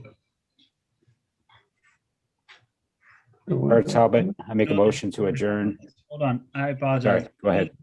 This is an informal presentation. Oh. I don't know that you don't have like a planning board case number or anything. It's not going to be until next month. So I don't know that you need to adjourn it. That's true. You don't. Thank you. Okay. Just one thing, we'd like to be able to move along, and the items that are really before the board, the amendments are two: the deck in the back and the finish on the building, the siding of the building. So if there are any particular issues that come to mind that would help us be better prepared for you next week, I mean, those are the items that we've come to you to amend the plan that's already been approved. So it's the finish of the building, the siding, and the deck in the back. Though we can give as much information as you need or would require, the deck is there. And I don't know if everyone knows that, so it's not a surprise. The deck was installed under the supervision of the building department, so it's already there. The amendment as submitted by JB said that we'll keep it there contingent on your approval. So we'd like to be able to, get an answer on that as clearly and quickly as possible, because it's something that's happened already. Everything else is currently being reviewed by the building department and our consultants. So as what we understood from planning were those two items, the deck and the finish, because everything else had already been done. As JB mentioned, the lights have been put back because of the noticed that they would be encroaching, so they're now on the building, so they don't encroach. It's at the property line. I had the same reaction when I first saw it. I said, where the heck did the sidewalk go? I can't take that away. But looking at historically, that wasn't something that came from the developer or the owner to put it on the sidewalk line. That was the direction that was given in terms of its development. It doesn't prove or provide any benefit to the owner or developer. He could have just as soon moved the building back. That's what was requested, and that's what was done to be in compliance with what was requested. And not much we can do about that scenario right now.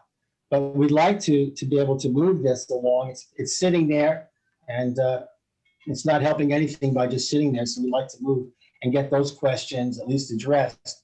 So if there are any specific comments that we can work on between now and next month, we'd like to know and be better prepared to answer your questions.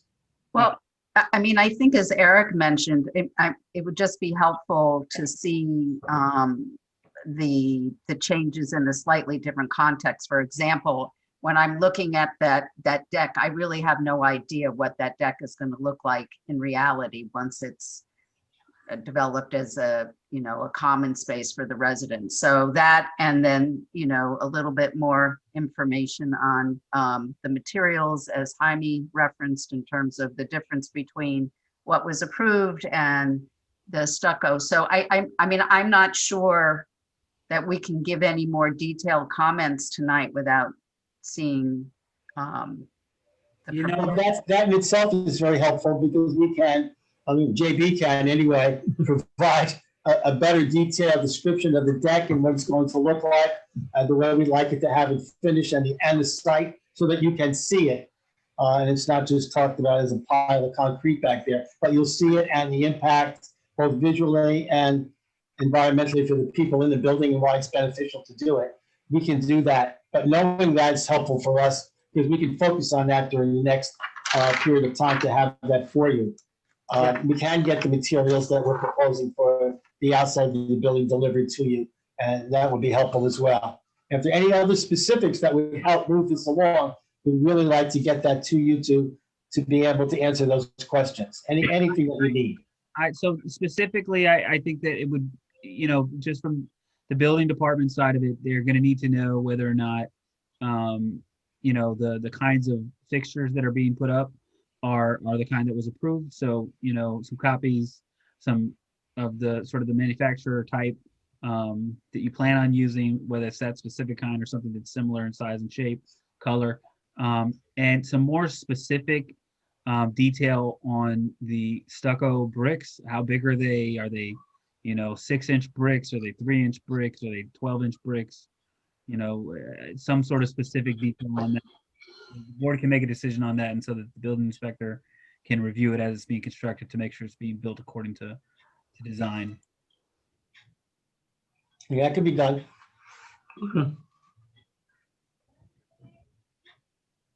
Okay, thank you.